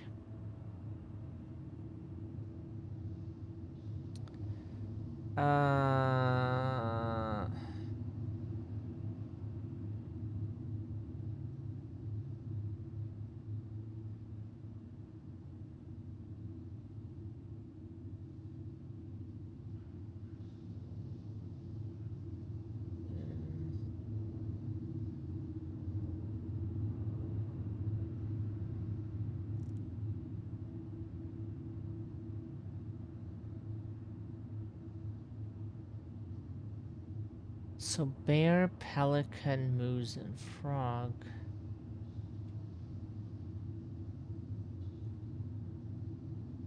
Just leave the order and the musk. Wait a second. Bear, pelican, moose, frog.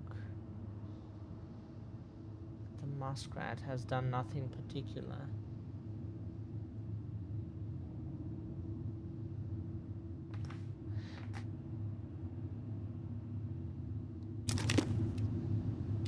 Okay, but that's not an... Oops. Okay, so only those. My dad is annoying. He was popping these bubble things and OMG, the amount of times I flinched. Yeah. Okay, so the bear promising no wolf would harry her path. So bear... Bear, pelican... And so now for each gift... So the bear gave the sword.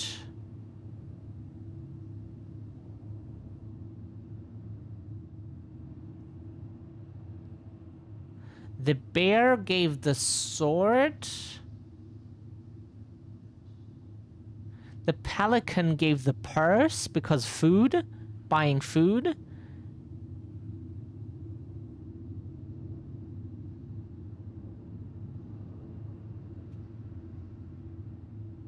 And the moose gave the torch. So moose, bear, pelican? Moose, bear, pelican, right? That should be them. So first try. The other ones don't count. We didn't even know what to look for. So this is the first real try because now we know what to look for. Now we try if we get it right. What was it again? Sorry. Moose, bear, pelican. Moose, bear, pelican. Hey! That was good, huh? We were smart enough to solve it.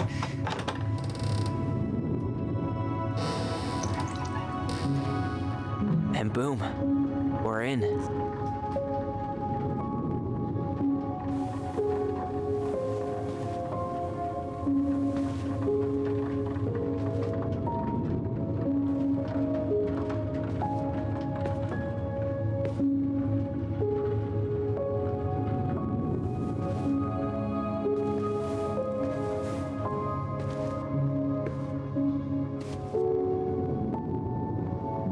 So many years, I expected this to feel more, you know, like a win. Speak for yourself. I'm the one who solved the riddle. Why do I feel like you're not gonna let me forget that?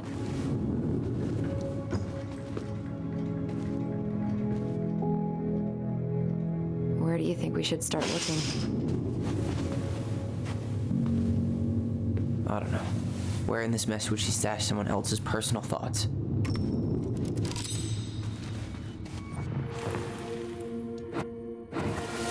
We solved it. We're proud now. I just can't get through. Whatever's going on, they won't let me in.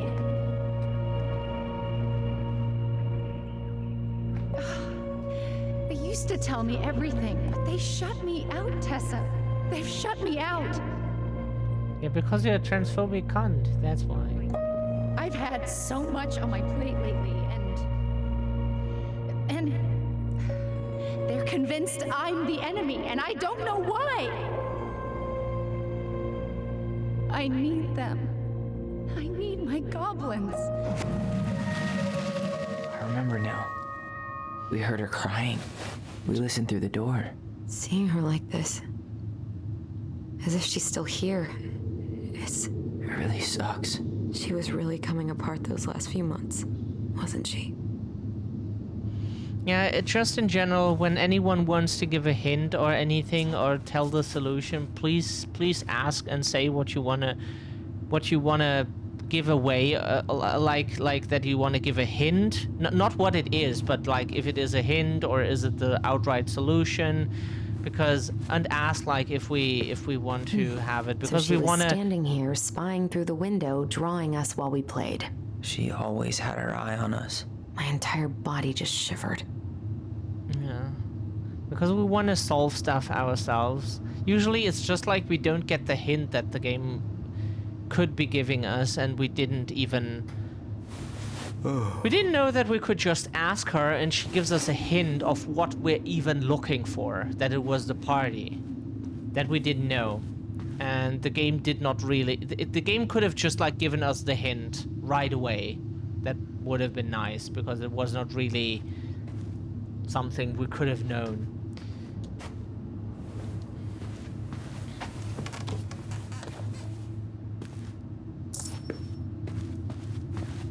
But once we knew which story it is and the game gave us the hint, then we could solve it. She always had to have a picture of us close by. Why this picture, though? I mean, do you see the expression on our faces? This explains a lot. They're mostly full. She was too stubborn to take medication.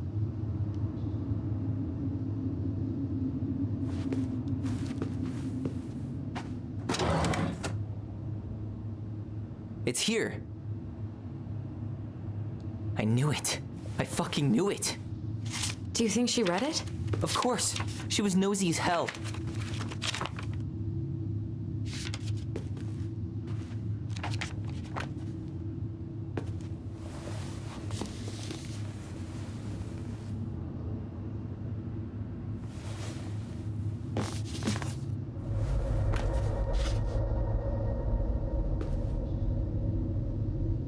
Oh, she got a brochure from a conversion camp, like a Christian conversion. Wow.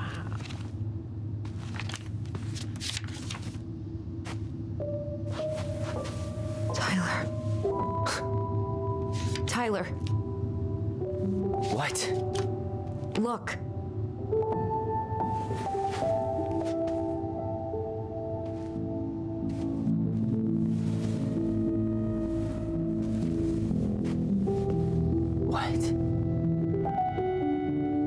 Where did you find that? It was on her desk with her papers.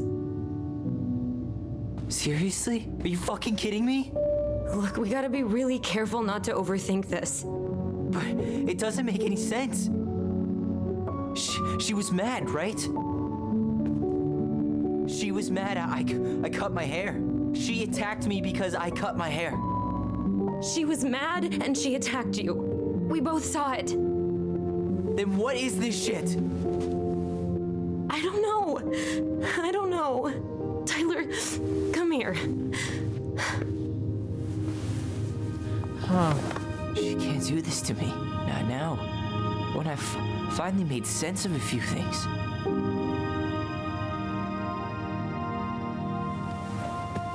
Well, that was your first mistake. Thinking the world made any kind of sense.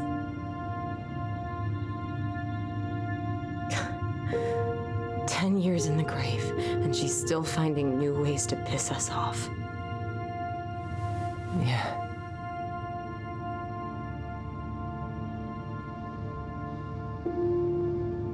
I think I need some air.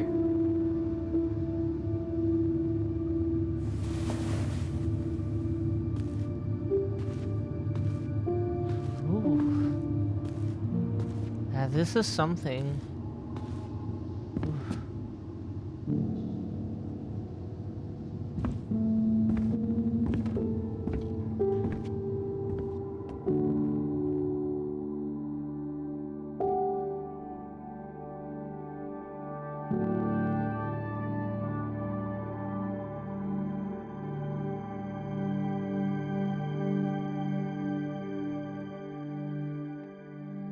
That is something to stomach for sure.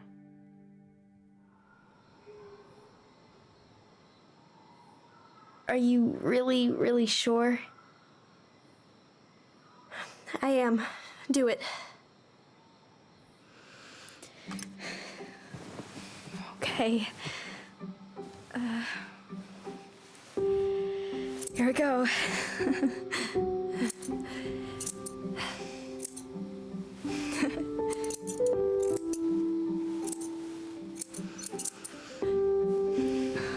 Whoa. Is it all gone? Yeah. It looks amazing. Really? Yeah. I can't wait to show Mom. She's been so sad lately. More than sad. She's been scary. Yeah, but not tonight, though. It was almost like a party. Thank you, Allison. You don't have to thank me. You're my sister. I feel more like your brother. Brother, sister, we look out for each other. But I'm pretty sure I just gave you a really bad haircut.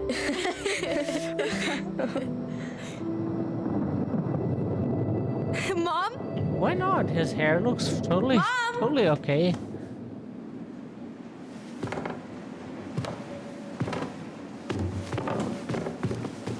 Look, he's happy.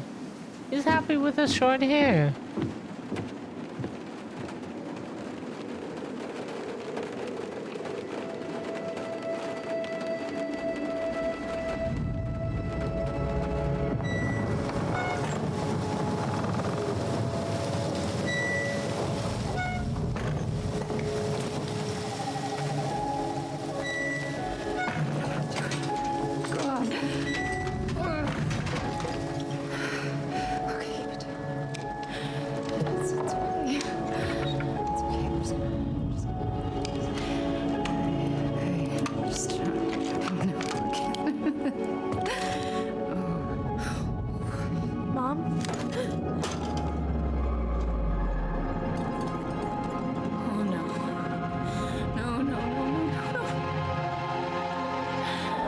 Wrong.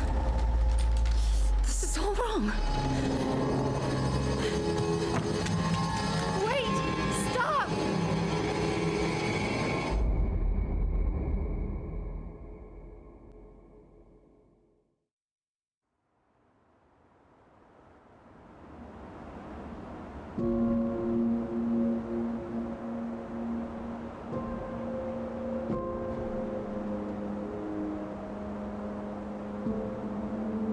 Did she want to shoot her son?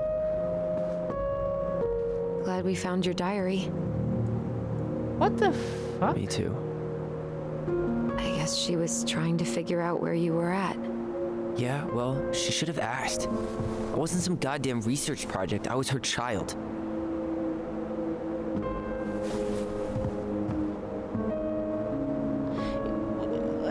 It's hard to read what she was doing. Like, it could be many things, but... About the book. Raising your transgender child?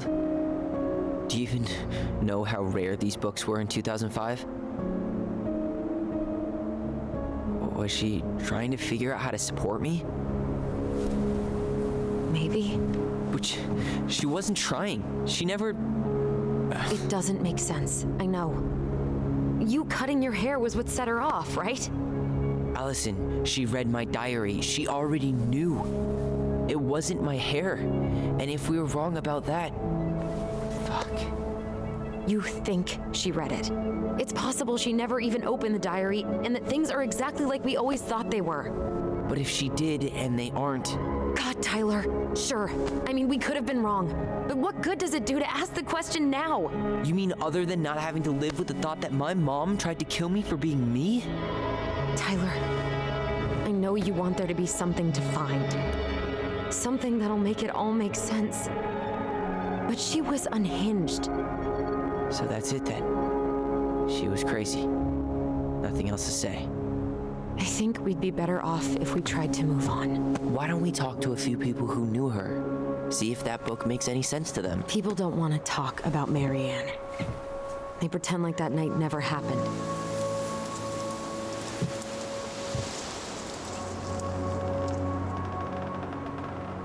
Maybe Tessa has answers. What about Tessa? She was Marianne's closest friend. Let's ask her about it. Sure. But I'll warn you, she's particularly touchy about this subject. Well, maybe she'll talk to me. I was always her favorite. Operative word was. But we need to to go by the store anyway, to get a few things for the repairs. Great. 2 seagulls, 1 stale hunk of bread. I'm not sure I like that analogy. Listen, I know you don't want to keep talking about this. But you're obviously not going to be satisfied until we do. So let's talk. You've been on edge all day. Is there something more going on with you? It's nothing. Pretty sure it's not nothing. And I'd like us to be on the same page. I thought we were on the same page. Sell this place as quick as possible and move on. And then we found the book, and things changed. You really don't get that? It's just with the way you avoided this place for the last 3 years, I thought you wouldn't want to spend any extra time here. Oh. So that's what this is about. Maybe a little. Yeah. It's just... You graduated 3 years ago. And this is the first time we've seen each other in person. It's not that I didn't want to see you. I just wasn't ready to be Tyler in Delos Crossing. I tried to visit you. I tried to go to your fireweed graduation. I wanted to bake you a crappy boxed cake and take awkwardly posed photos. I know. But you shut me out. All I got was non-responses and half-assed evasions.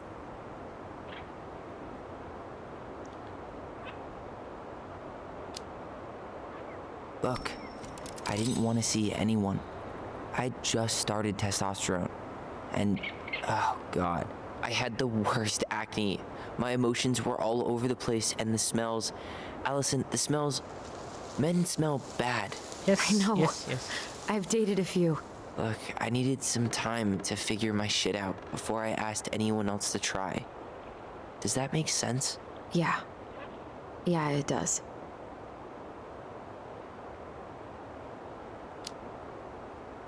So, we have a plan? Yep. We ask around about Marianne, but we also stick to our repair schedule. If that's really what you need. All right, deal. Ollie's Diary. It's been a long time since I heard that name. Was I the only one who ever called you that? Actually, no. I used it at Fireweed for a while, until I settled on Tyler. Most people were pretty chill about the switch.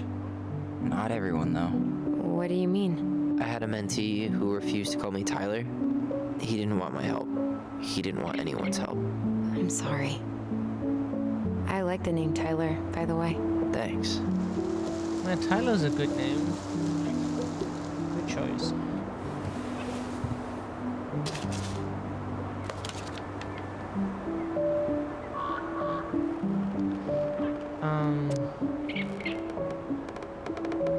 Mom and Allison argued again, sorry. At least I'm not the only one Mom is screaming at now. Mom almost seemed jealous we didn't tell her what we were planning to do in the forest. Allie thinks we should tell her about our voice. I think she knows already. Mom seemed really upset when I asked to join the hockey team. Like it's wrong for me to play a boy sport. We had a mom like that too. You can't have this hair color, that's a girl's color. You can't wear this clothes, that is girl stuff. You can't wear this like color for the clothes. We couldn't have like any dye for our hair that was not considered a boy's color for her. We couldn't have anything that she didn't see as appropriate for us, you know.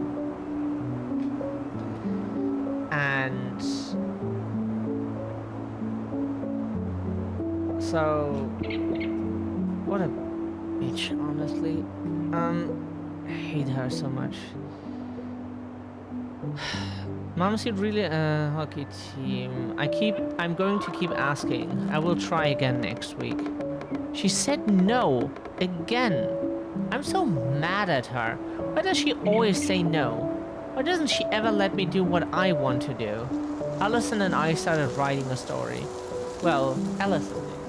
She didn't like it when I tried to change anything. Why can't one of the goblins be a boy goblin?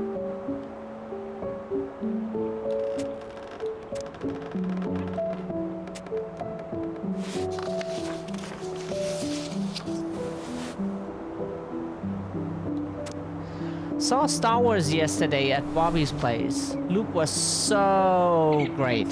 But Mom found out we watched it and got so mad. She said it gloried yeah.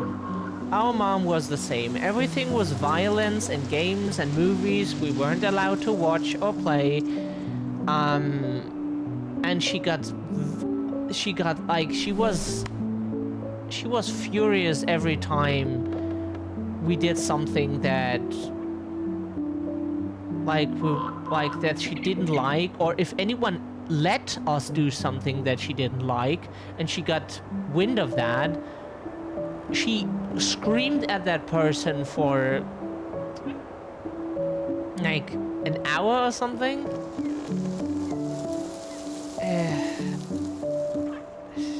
Absolutely horrible. She said it glorified Zoom. Saturday, 5th of February 2005. Would Mom be happier if I could do what she wanted me to do? When she looks at me, she just doesn't see me. I wish I could show her. I wish I could make her understand. I think she doesn't want to. Allison told me again that it was my fault Mom got angry at us. She is such a suck-up. Mom's barely said anything to us in a few days. Ali said she saw her throwing away pages from the Book of Goblins. Do this, do that. I'm sick of her voice. I'm sick of that dumb name too. I'm Ollie, the Goblin.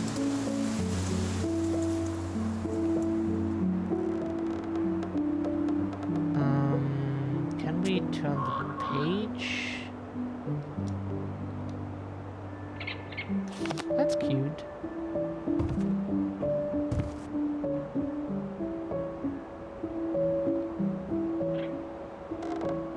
Our mother also refused that we are autistic. Someone tried to tell her the child is traumatized. Duh. And the child is autistic. No, that can't be. I do raise my kids very well. Nothing can be wrong with them. She screamed at the therapist, and we had a mother like that too. This game hits way too close to home. If you squint, you can almost forget Delos Crossing's only a few miles away. I'm sure Marianne tried to. Can't blame her. We're headed there for supplies later. You ready for that? Yeah, but I was really enjoying a day without assholes. Just a little longer, and every day will be asshole-free. That might be asking a lot.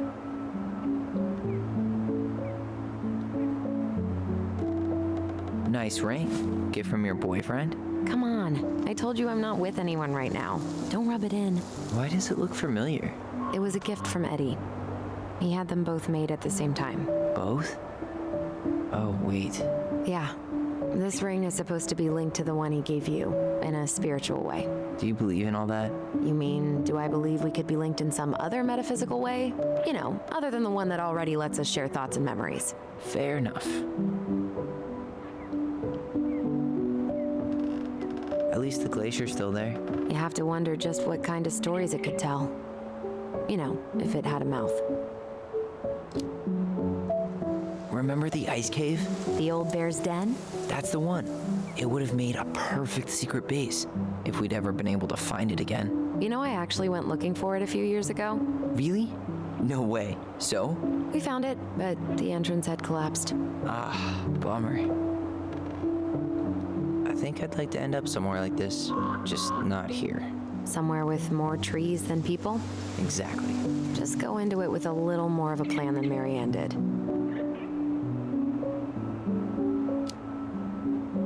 I think Marianne had a plan at some point.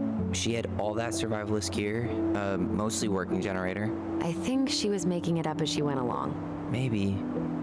But maybe that's just how she was at the end. After she lost it. Alright. I think that's enough time enjoying the view. I wasn't gonna say anything, but... Yeah, I know. I was the one all eager to go, and then I started waxing poetic about the landscape. Go ahead. I'll catch up. Need to respond to a message. Ah, my sister, the social butterfly.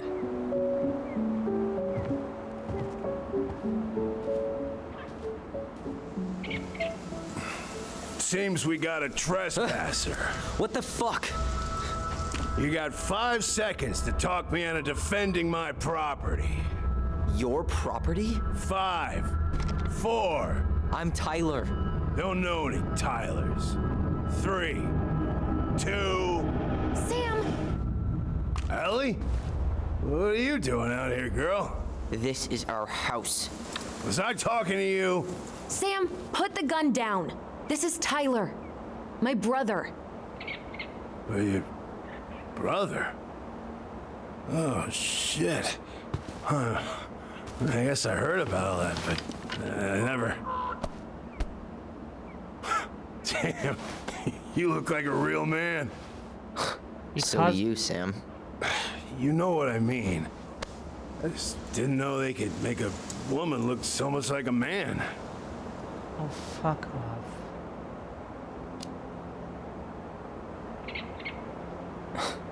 Not a woman who looks like a man, Sam. A man. A real man, just like you. Oh, shit. Guess I'm the asshole again. Yes. You gotta excuse us old guys. Nope. I really don't. Come on. You kids keep changing the rules. You can't expect us to keep up. Just respect the people are who they say they are. It's not Correct. hard. No, Yes, it ain't hard, yes. but it just takes some getting used to. We'll get used to it, because we aren't going anywhere. We got told this week again we have to be understanding So, with the old what people. are you doing that here we exactly? constantly get misgendered and dead named and yelled at for being Keeping an eye disrespectful. on this place for you, you know? It's like patching the roof, checking Just the wanting to pipes, know. and all that stuff. Thank you, Sam. Oh, yeah, it's, that's no big deal. I just, you know, your mama, she was a special lady. She deserved much better than, you know, what you got. Didn't you used to help Mary Ann with repairs and building projects? Oh, yeah. Yeah, seeing as your mama never had a man around, I just, you know, took it on myself to help her keep this place standing. How antiquated of you. Thanks. I guess you two are still aiming to sell the place? That's the plan. Which, by the way, we need your keys. Since apparently you went and changed the locks. Oh, yeah, absolutely. But, selling your mother's house? Are you sure? Bad or good? It's all you've got left of her.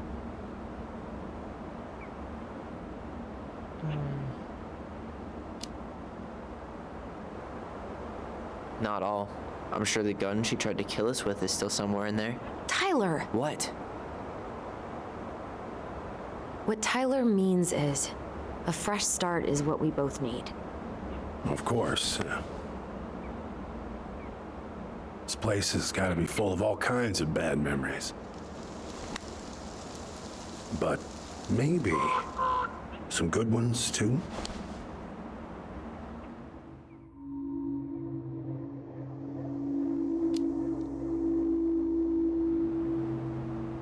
Oh, sorry. How well We did you know her? We pressed the wrong button. Oh, sorry.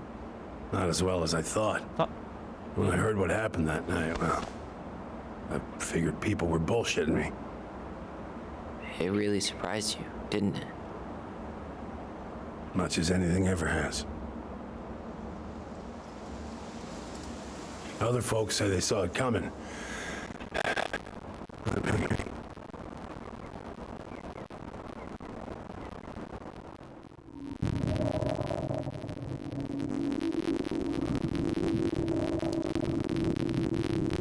Can now talk telepathically. Can you hear me?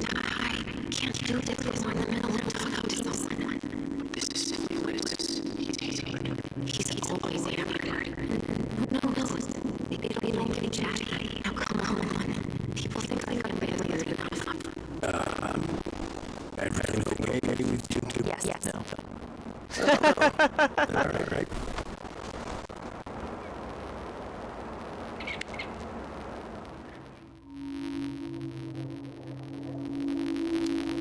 Or we asked this already? How well did you know her? Not as well as I thought. When I heard what happened that night, well, I figured people were bullshitting me. So we can ask the same It thing really again? surprised you, didn't it? That surprises us now. Much as anything ever has.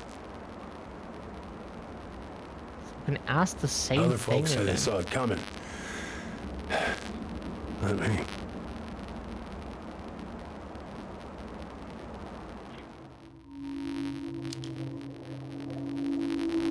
Did you help with her door? Her door? The puzzle on her bedroom door. Oh. Oh, yeah.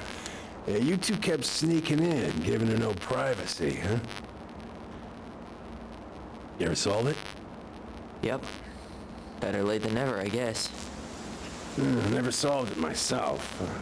I mean, not that I wanted to. Guess you know all your mama's secrets now, huh? Well, she may have one or two left. The game audio is fucked? Huh. That's weird.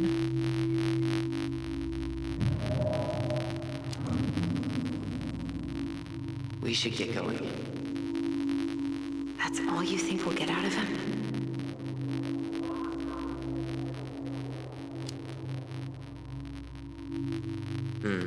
I guess I could ask him a few more questions. If we can ask different questions at all, or if we, like, get the same options. Nope. Yeah. We should get going. That's all we you get think out we'll of get out of him? apparently. We can't ask more questions. He's too wasted to be of any more help. I'll tell him to get a move on then. Apparently we cannot ask more Well, than that. We've got a supply run to make, and It's a bit Uncle Eddie's expecting a disappointing. visit. So, All right. Yeah, of course. Get going, you two. Sam, we all gotta get going. Oh, of course. Of course, yeah, I got lots to do myself. Lots of to-dos on old Sam's list. And you don't want to keep Brown waiting, you know? Thanks for looking out for this place. Happy to do it.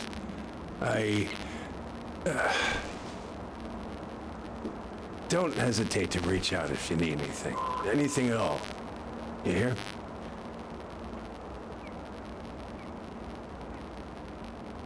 Sam? Huh? Sam? Huh? The keys? Oh, yeah. Of course. Of course. Yeah, they're yours. This place, it meant a lot to your mother. It almost felt like it was a part of her. And it's like some part of her is alive here still. Hopefully the house doesn't turn out to be a murderous psycho that tries to kill us in our sleep, huh? Yeah. Well, take care of yourself. Both of you.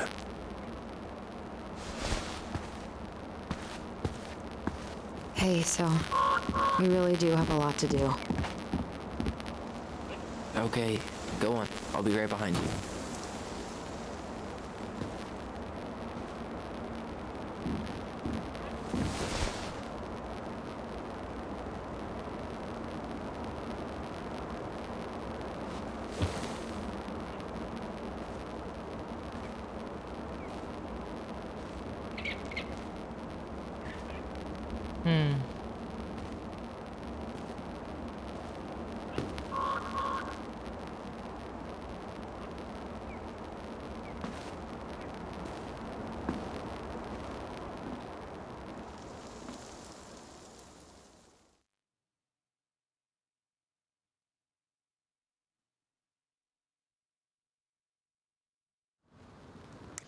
Okay, we think that's it for today because we're already doing overtime basically.